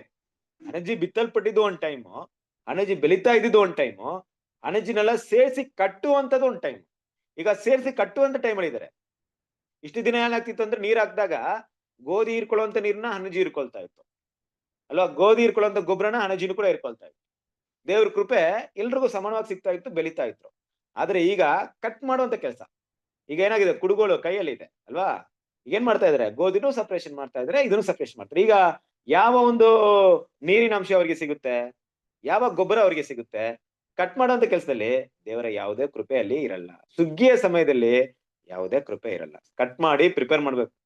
ಈ ಹಣಜಿಗೆ ಗೊತ್ತಾಗಲ್ಲ ನನ್ನನ್ನ ಕಟ್ ಮಾಡ್ತಾ ಇದಾರೆ ಅಂದ್ರೆ ಎಲ್ಲೋ ಒಂದ್ ಕಡೆ ಸೇರಿಸ್ತಾರ ಅಂದ್ಬಿಟ್ಟು, ಬೆಂಕಿಗೆ ಹಾಕೋರ್ಗು ಅದಕ್ಕೂ ಗೊತ್ತಾಗಲ್ಲ. ಹಾಗೆ ಈ ಜನ ಕೂಡ ಇವತ್ತು ದೇವ್ರು ಮಾಡ್ತಾರಂತೆ ಸಪರೇಷನ್ ವಿಷಯ ಯಾರು ಗೊತ್ತಾಗ್ತಿಲ್ಲ ಅಂದ್ರೆ, ಈ ಒಂದು ಹಣಜಿ ವರ್ಗದವರಿಗೆ ಗೊತ್ತಾಗ್ತಾ ಇಲ್ಲ ಅಲ್ವಾ? ದೇವ್ರ ಕೃಪೆ ಅವರಿಂದ ಬಿಟ್ಟೋಗಿರೋದಾರು ಗೊತ್ತಾಗ್ತಿಲ್ಲ. ನಮ್ಮಲ್ಲಿ ದೇವ್ರ ಕೃಪೆನೇ ಇಲ್ಲ ಅನ್ನೋ ವಿಷಯನೂ ಗೊತ್ತಾಗ್ತಿಲ್ಲ ನೋಡಿ. ಕ್ರಿಸ್ತನ ಸರಸ್ವರರೇ, ಇದು ದೇವರು ಈ ಸಮಯದಲ್ಲಿ ಇಟ್ಟಿರುವಂತ ಒಂದು ಮುಖ್ಯವಾದಂತ ಒಂದು ಸತ್ಯವನ್ನ ನಾವು ದೇವ್ರ ಮಕ್ಕಳು ಅರ್ಥ ಮಾಡ್ಕೋಬೇಕು ಗೋಧಿ ಮತ್ತೆ ಹಣಜಿಗಿರುವಂತ ವಿಷಯಗಳಲ್ಲಿ. ಅದು ಮಾತ್ರವಲ್ಲ ಕ್ರಿಸ್ತನ ಪ್ರೀತಿಯ ಸಹೋದರರೇ, ದೇವ್ರು ಏನ್ ಮಾಡ್ತಾರಂದ್ರೆ ಅವರ ಒಂದು ಬೋಧನೆ ಒಂದು ಸಿಸ್ಟಮ್ನ ಅದನ್ನ ಸಪ್ರೇಟ್ ಮಾಡೋದು ಅಂದ್ರೆ ಅವರಲ್ಲಿರುವಂತ ಬೋಧನೆಗಳು ಅವರಲ್ಲಿ ಬಾಬಿಲೋನ್ ಒಂದು ಸಿಸ್ಟಮ್ ಏನ್ ಮಾಡಲ್ಲ ದೇವರು, ಏನು ಮಾಡಕ್ ಹೋಗಲ್ಲ. ಅವರ ಸುಳ್ಳು ಬೋಧನೆಗಳನ್ನ ಕಿತ್ತಾಕ್ಬೇಕಂತ ದೇವ್ರು ಯೋಚನೆ ಮಾಡಲ್ಲ. ಈಗ ಒಂದೇ ಒಂದು ವಿಷಯ, ದೇವರ ಯೋಜನೆಯಲ್ಲಿ ಒಂದು ವಿಷಯ ಇದೆ. ಆದಿಯಿಂದಲೂ ಇಲ್ಲಿವರೆಗೂ ದೇವರ ಮನಸ್ಸಲ್ಲಿರೋದು ಒಂದೇ ಪ್ಲಾನ್. ಏನಪ್ಪಾ ಅಂದ್ರೆ ಪಾಪಿಯನ್ನು ಪಾಪವನ್ನು ಎರಡನ್ನು ಸಪ್ರೇಟ್ ಮಾಡ್ಬೇಕು ಅಲ್ವಾ. ಪಾಪಿಯನ್ನು ಪಾಪವನ್ನು ಸಪ್ರೇಟ್ ಮಾಡ್ಬೇಕು. ದೇವರಿಗೆ ಪಾಪವನ್ನು ಮಾತ್ರ ದೇವ್ರು ಹಾಗೆ ಮಾಡ್ತಾರೆ, ಪಾಪಿಯನ್ನ ದೇವ್ರು ಹಾಗೆ ಮಾಡ್ತಾ ಇಲ್ಲ. ಆದ್ರಿಂದ ಪಾಪವನ್ನ ಸಪ್ರೇಟ್ ಮಾಡಕ್ಕೆ ಆ ಪಾಪಿ ಏನಾದ್ರೂ ಸ್ವಲ್ಪ ದೇವರಿಗೆ ಸಹಕಾರ ಮಾಡಿದ್ರೆ ಪಾಪವನ್ನು ಮಾತ್ರ ಸಪ್ರೇಟ್ ಮಾಡಿ ಪಾಪಿನ ದೇವ್ರು ಕಾಪಾಡ್ತಾರೆ. ಆದ್ರೆ ಪಾಪಿ ಪಾಪವನ್ನೇ ಬಿಡದೆ ಇಟ್ಕೊಳ್ತಿದ್ರೆ ಏನ್ ಮಾಡ್ತಾರೆ ದೇವರು, ಪಾಪವನ್ನ ನಾಶ ಮಾಡ್ಬೇಕಾದ್ರೆ ಪಾಪಿಯನ್ನು ನಾಶ ಮಾಡ್ಬೇಕಾಗುತ್ತೆ. ಇದೇ ಇಲ್ಲಿರುವಂತ ವಿಷಯ. ಈ ಒಂದು ಹಣಜಿ ವರ್ಗದವ್ರು ಏನ್ ಮಾಡ್ತಾ ಇಲ್ಲ ಅಂದ್ರೆ ಈ ಒಂದು ಸುಳ್ಳು ಬೋಧನೆಗಳನ್ನ ಬಿಡ್ತಾ ಇಲ್ಲ. ಅದು ದೇವರಿಗೆ ವಿರುದ್ಧವಂತ ಪಾಪ ಕೃತ್ಯಗಳು, ಪಾಪದ ವಿಷಯಗಳಿದೆ ಅಲ್ವಾ. ನೋಡ್ರಿ, ಈಗ ನಾವು ಒಂದು ಎಕ್ಸಾಂಪಲ್ ತಗೊಂಡ್ರೆ ಇಲ್ಲಿ ಬಾಬಿಲೋನ್ ಮತ್ತೆ ಈ ನಿಜವಾದ ಸಭೆಗಿರುವಂತ ಒಂದು ಡಿಫ್ರೆನ್ಸಿಯೇಷನ್ ದೇವ್ರ ಮಕ್ಕಳು. ಬಾಬಿಲೋನ್ ಅಂತ ತಗೊಂಡಾಗ ಒಂದು ಹಣಜಿ ವರ್ಗ, ಅದ್ರಲ್ಲಿರುವಂತದ್ದು ರಾಂಗ್ ಡಾಕ್ಟ್ರಿನ್, ಸುಳ್ಳು ಬೋಧನೆ ತುಂಬಿಕೊಂಡಿದೆ. ಎರ್ತ್ಲಿ ರೂಲಿಂಗ್, ಈ ಸ್ಪಿರಿಟ್ ಎಲ್ಲರಲ್ಲೂ ತುಂಬಿಕೊಂಡಿದೆ. ಭೂಮಿಯಲ್ಲಿ ಆಳ್ವಿಕೆ ಮಾಡ್ಬೇಕು, ಒಳ್ಳೆ ಸ್ಥಾನಮಾನ ಗಳಿಸ್ಬೇಕು, ಶ್ರೇಷ್ಠ ವ್ಯಕ್ತಿಗಳಾಗಿರ್ಬೇಕು, ಭೂಮಿಯ ಒಂದು ಆಡಳಿತದ ಒಂದು ಸ್ಪಿರಿಟ್ ತುಂಬಿಕೊಂಡಿದೆ. ಯಾಕಂದ್ರೆ ಅದರ ಬೇರಿನ ಸಾರಾಂಶನೇ ಇದೆ. ಈ ಒಂದು ಬಾಬಿಲೋನಿನ ಸಾರಾಂಶ ಒಂದು ಬೇರಿನಲ್ಲಿರುವಂತಹ ಒಂದು ಬರುವಂತ ಒಂದು ಸೋರ್ಸೇ ಇದೆ, ಈ ಒಂದು ಎರ್ತ್ಲಿ ರೂಲಿಂಗ್ ಸಿಸ್ಟಮ್. ಮತ್ತೆ ಭೂಮಿಯಲ್ಲಿ ಆಶೀರ್ವಾದವನ್ನು ಬಯಸುವಂಥದ್ದು, ಎರ್ತ್ಲಿ ಬ್ಲೆಸ್ಸಿಂಗ್. ಭೂಮಿಯಲ್ಲಿ ಸುಖಭೋಗವಾಗಿರ್ಬೇಕು, ನಾವು ಒಳ್ಳೆ ರೀತಿಯಲ್ಲಿ ದೇವ್ರು ನಮ್ಮನ್ನ ಬ್ಲೆಸ್ಸಿಂಗ್ ಮಾಡಿದಾರಪ್ಪ, ಚೆನ್ನಾಗಿದ್ದೀವಿ. ಈ ರೀತಿ ಭೂಮಿಯಲ್ಲಿ ಬೇರೆ ಮನುಷ್ಯರು ಹೇಗೆ ಸುಖಭೋಗವಾಗಿ ಬದುಕ್ತಾರೋ ಆ ಸುಖಭೋಗವೇ ಇವರ ದೃಷ್ಟಿಯಲ್ಲಿ ಆಶೀರ್ವಾದವಾಗಿರುತ್ತೆ ಅಲ್ವಾ. ಮನುಷ್ಯರನ್ನ ಮೆಚ್ಚಿಸುವಂತ ಕೆಲಸ ಅಲ್ವಾ, ಬೋಧಕರನ್ನ ಮೆಚ್ಚಿಸೋದು, ಮನುಷ್ಯರನ್ನ ಮೆಚ್ಚಿಸೋದು, ಮತ್ತೆ ಅಲ್ಲಿರುವಂತ ಒಂದು ತನಗಿಂತ ಮೇಲಿರೋರ್ನ ಏನ್ ಮಾಡಿದ್ರೆ ಹೆಂಗೆ ನಾವು ಮೆಚ್ಚಿಸಿದ್ರೆ ನಮ್ಗೆ ಒಂದು ಒಳ್ಳೆ ಒಂದು ರೆಸ್ಪಾನ್ಸಿಬಿಲಿಟಿ ಸಿಗುತ್ತೆ. ಈ ರೀತಿಯಾದಂತ ಒಂದು ಮನಸ್ಸು. ಹಿಪೋಕ್ರೆಸಿ ಅಂದ್ರೆ ನಟನೆ ಮಾಡುವಂತ ಒಂದು ಗುಣ. ಅಂದ್ರೆ ತಾವು ನೀತಿವಂತರಲ್ಲದೆ ಇದ್ರು ನೀತಿವಂತ ರೀತಿಯಲ್ಲಿ ತೋರ್ಪಡಿಸೋದು, ಪರಿಶುದ್ಧ ಇಲ್ಲದೆ ಪರಿಶುದ್ಧರಂತೆ ನಟನೆ ಮಾಡುವಂಥದ್ದು. ಇದೆಲ್ಲ ಕಡೆ ಬಾಬಿಲೋನ್ ನೋಡ್ಬೋದು. ಅದ್ರ ನಿಜವಾದ ಸಭೆಯಲ್ಲಿ ಈ ರೀತಿ ಇಲ್ಲ. ಸಾರಿ, ನಿಜವಾದ ಸಭೆ ಹೇಗಿದೆ, ವೀಟ್ ಹೇಗಿದೆ, ಅದು ರಾಂಗ್ ಡಾಕ್ಟ್ರಿನ್ ಹಿಡ್ಕೊಳ್ತಾ ಇಲ್ಲ, ಬದಲಾಗಿ ಮೋಸ್ಟ್ ಹೋಲಿ ಫೇತ್, ಮಹಾಪರಿಶುದ್ಧವಾದ ನಂಬಿಕೆ ಹಿಡ್ಕೊಳ್ತೀವಿ. ಆ ನಂಬಿಕೆ ಮೇಲೆ ಆಧಾರವಾಗಿದೆ ಅಲ್ವಾ. ಮತ್ತೆ ಭೂಮಿಯಲ್ಲಿ ಯಾವುದೇ ಒಂದು ಆಡಳಿತವಾಗ್ಲಿ, ಯಾವುದೇ ಒಂದು ರೂಲಿಂಗ್ ಆಗ್ಲಿ ದೇವ್ರ ಮಕ್ಳಿಗೆ ಬಯಸ್ತಾ ಇಲ್ಲ. ದೇವ್ರ ಮಕ್ಳ ಒಂದು ಬಯಕೆ ಏನಪ್ಪಾ ಅಂದ್ರೆ ಹೆವನ್ಲಿ ರೂಲಿಂಗ್ ಅಲ್ವಾ. ಪರಲೋಕದ ಒಂದು ಏನಪ್ಪಾ ಆ ಒಂದು ಕರೆಗೋಸ್ಕರ ಓಡ್ತಾ ಇದ್ವಿ. ಭೂಮಿಯಲ್ಲಿ ನಾವು ಸಾಯೋವರೆಗೂ ಯಾವ್ದನ್ನು ಬಯಸ್ತಾ ಇಲ್ಲ. ಮತ್ತೆ ಭೂಮಿಯಲ್ಲಿ ಯಾವ್ದಾದ್ರು ನಾವು ಬ್ಲೆಸ್ಸಿಂಗ್ ನ ಇದು ನೋಡ್ತಿದ್ವಿ ಮನುಷ್ಯರಂತ ಇಲ್ಲ. ಇಲ್ಲ, ದೇವ್ರು ಕೊಟ್ರು ಕೊಡ್ಬೋದು, ಕೊಡದೇ ಇರ್ಬೋದು. ಅದಕ್ಕೋಸ್ಕರ ನಮ್ಮ ಇದಿಲ್ಲ. ಅದಿಲ್ಲ ಅಂತ ತಕ್ಷಣ ನಾವ್ ಏನ್ ಮಾಡಲ್ಲ, ನಿರಾಶರಾಗಲ್ಲ ಅಲ್ವಾ. ಆದ್ರೆ ಅವ್ರು ಹೆಂಗಿರ್ತಾರೆ, ಎರ್ತ್ಲಿ ಬ್ಲೆಸ್ಸಿಂಗ್ ಇಲ್ಲ ಅಂದ್ರೆ ದೇವ್ರು ನಿಮ್ನ ಶಾಪ ಹಾಕ್ಬಿಟ್ಟಿದ್ದಾರೆ, ನೀವು ದೇವ್ರ ದಾರಿ ನಡೀತಾ ಇಲ್ಲ ಅನ್ನೋದು ಗುರುತಾಗ್ಬಿಡುತ್ತೆ ಅವ್ರಿಗೆ. ನಮ್ಗೆ ಅದಲ್ಲ, ಭೂಮಿಯಲ್ಲಿ ಏನು ಬಯಸ್ತಾ ಇಲ್ಲ. ಮತ್ತೆ ನಾವು ದೇವ್ರನ್ನ ಮೆಚ್ಚಕ್ಕೆ ಪ್ರಯತ್ನ ಮಾಡ್ತೀವಿ, ನಾವು ಹಾನೆಸ್ಟ್ ಆಗಿರ್ತೀವಿ. ಅಂದ್ರೆ ದೇವ್ರ ಮಕ್ಳು ಏನಾಗಿರ್ತಾರೆ, ಗೋಧಿ ವರ್ಗ ಯಾವಾಗಲೂ ಅದು ಹಾನೆಸ್ಟ್ ಆಗಿರುತ್ತೆ. ಹಾನೆಸ್ಟ್ ಅಂದ್ರೆ ನೋಡ್ತೀವಿ ತಾನೆ, ಗೋಧಿ ಮತ್ತೆ ಹಣಜಿ ಬಗ್ಗೆ ಮೊದಲೇ ನಾವು ಡಿಫ್ರೆನ್ಸಿಯೇಷನ್ ಮಾತಾಡಿದ್ವಿ. ಈ ಹಣಜಿ ಏನಾಗುತ್ತೆ ಅಂದ್ರೆ ನಿಂತ್ಕೊಂಡಿರುತ್ತೆ, ಯಾಕಂದ್ರೆ ಅದ್ರಲ್ಲಿ ವೆಯ್ಟ್ ಇರಲ್ಲ. ತಮ್ಮನ್ನ ಸತ್ಯಕ್ಕೂ ಒಪ್ಪಿಸ್ಕೊಡಲ್ಲ, ತಮ್ಮ ತಪ್ಪನ್ನು ತಿಳ್ಕೊಳ್ಳಲ್ಲ. ಬಟ್ ಗೋಧಿ ಏನಾಗಿರುತ್ತೆ, ಬೆಂಡಾಗಿರುತ್ತೆ, ಕಾರಣ ವೆಯ್ಟ್ ಇರುತ್ತೆ. ಅಂದ್ರೆ ಏನಪ್ಪಾ ಇರುತ್ತೆ, ತನ್ನ ತಗ್ಗಿಸುವಂತ ಭಾವನೆ ಇರುತ್ತೆ, ದೇವರ ಮೇಲೆ ತನ್ನ ತಪ್ಪನ್ನ ಒಪ್ಕೊಳ್ಳುವಂತ ಭಾವನೆ ಇರುತ್ತೆ. ಇದೆಲ್ಲ ನೋಡ್ಬೇಕಾದ್ರೆ ಈ ನಿಜವಾದ ಗೋಧಿ ಮತ್ತೆ ಹಣಜಿಗಳಲ್ಲಿ ಕಾಣಲ್ಪಡುವಂತ ವಿಷಯ. ಹೀಗಾಗಿ ದೇವ್ರ ಏನ್ ಮಾಡ್ತಾ ಇದ್ರೆ, ಇವರನ್ನ ಇಲ್ಲಿ ಸಪರೇಟ್ ಮಾಡುವಂತ ಒಂದು ವಿಷಯವನ್ನ ಮಾಡ್ತಾ ಇದ್ರೆ. ಬಟ್ ಗೋಧಿ ವರ್ಗ ಇದೇ ಲೋಕದ ಒಂದು ಬೋಧನೆ, ಆಚಾರ ವಿಚಾರಗಳಿಂದ ಅವರು ಪ್ರೇರಣೆಗೊಳಪಟ್ಟು ಆ ಬೋಧೆ, ಆ ಮತ್ತಿನಿಂದ ಹೊರಡೆ ಬರೋದು ತುಂಬಾನೇ ಕಷ್ಟ. ಆಮೇಲೆ ಏನಿರ್ತಾರೆ ಬೋಧನೆಗಳಲ್ಲಿ, ಆ ಬೋಧನೆ ಅವ್ರಿಗೆ ಹೆಂಗಿರುತ್ತೆ ಅಂದ್ರೆ, ಒಂದು ಕುಡಿದಂತ ವ್ಯಕ್ತಿ ಏನ್ ಮಾಡ್ತಾನೆ, ಈ ರೋಡನ್ನ ನೋಡಿ ಏನೋ ಯಾರೋ ಅಂತ ಬೈಕೊಂಡು ಹೋಗೋದು, ಮತ್ತೇನ್ ಮಾಡ್ತಾನೆ, ಯಾವುದೇ ಮನೆಗೆ ಹೋಗ್ಬಿಟ್ಟು ನನ್ನೇ ಮನೆ ಅಂತ ತಿಳ್ಕೊಳ್ಳೋದು ಅಲ್ವಾ. ಬೇರೆ ಬೇರೆ ಮಾತನ್ನ ಹೇಳ್ತಾರ, ಅವ್ನು ಕುಡ್ದು ಮತ್ತೆಲ್ಲ ಇಳಿದ ಮೇಲೆ ಗೊತ್ತಾಗುತ್ತೆ ನಾನು ಮಾತಾಡಿದೆಲ್ಲ ತಪ್ಪು, ಏನೇನೋ ಮಾಡಿದೀನಿ. ಆ ರೀತಿ ಈ ಬಾಬಿಲೋನ್ ಒಂದು ತಪ್ಪಾದ ಬೋಧನೆ ಅನ್ನುವಂತ ಒಂದು ಮತ್ತಿನಲ್ಲಿದೆ ಕ್ರಿಸ್ತನ ಪ್ರೀತಿಯ ಸಹೋದರರೇ. ಈ ಅಮಲು ಇಳಿಯೋದು ತುಂಬಾನೇ ಕಷ್ಟ, ಅಷ್ಟು ದೊಡ್ಡದಂತ ಒಂದು ರಾಂಗ್ ಡಾಕ್ಟ್ರಿನ್ ಸಿಸ್ಟಮ್ಸ್. ಅದರಿಂದ ಅವರ ದೃಷ್ಟಿಯಲ್ಲಿ ಅವ್ರು ಹೆಂಗಿರ್ತಾರೆ ಅಂದ್ರೆ, ನಾವು ಕರೆಕ್ಟ್, ನಾವು ಮಾಡ್ತಾ ಇರೋದೇ ಸರಿ ಅಲ್ವಾ, ನಾವು ಮಾಡೋ ಎಲ್ಲಾ ವಿಷಯನೂ ದೇವ್ರ ಮೆಚ್ಚುಗೆ ಅದನ್ನ ಮಾಡ್ತೀವಿ ಅಂತ ಭಾವನೆ ಇರುತ್ತೆ ಹೊರತು ಅವ್ರನ್ನ ಸರಿಪಡ್ಸಕ್ ಆಗಲ್ಲ. ಕುಡಿಯೋರ್ನ ನೀವು ಏನ್ ಹೇಳಿದ್ರು, ಆ ಕುಡಿದಿರೋ ಟೈಮಲ್ಲಿ ಏನ್ ಹೇಳಿದ್ರು ಏನಾಗಲ್ಲ, ಅವ್ರಿಗೆ ಅರ್ಥನೂ ಆಗಲ್ಲ, ಅವ್ರಲ್ಲಿ ಸರಿ ಅಂತ ಒಪ್ಕೊಳ್ಳೋದಿಲ್ಲ. ಆ ತರ ಬಾಬಿಲೋನ್ ಇವತ್ತಿದೆ ಅನ್ನೋಂಥ ವಿಷಯಗಳನ್ನ ಇಲ್ಲಿ ನಾವು ನೋಡ್ಬೋದು. ಸೊ ಮುಂದುವರ್ಸನ.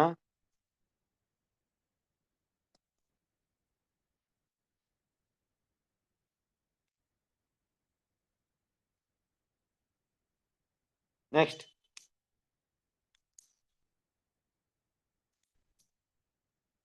ಹೋದ್ರಿ ಯಾರು?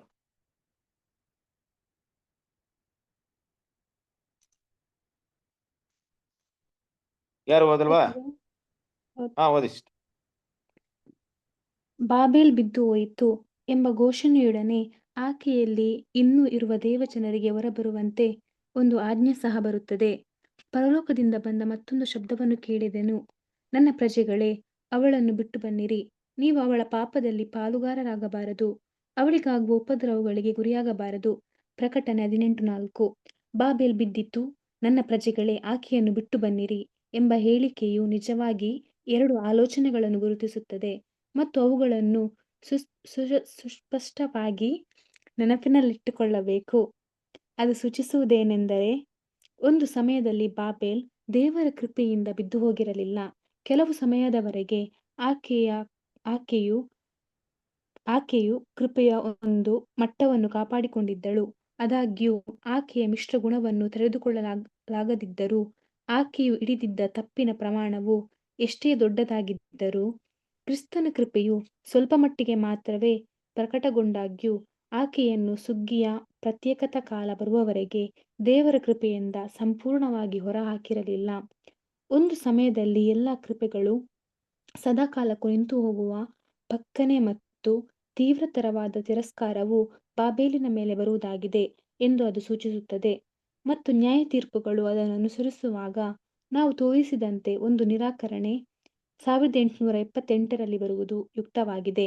ಅದು ಮತ್ತು ಸೂಚಿಸುವುದೇನೆಂದರೆ, ಬಾಬೇಲಿನ ನಿರಾಕರಣೆಯ ಸಮಯದಲ್ಲಿ ಅನೇಕ ದೇವರ ಜನರು ಬಾಬೇಲಿನೊಂದಿಗೆ ಜೊತೆಗೂಡಿರುತ್ತಾರೆ.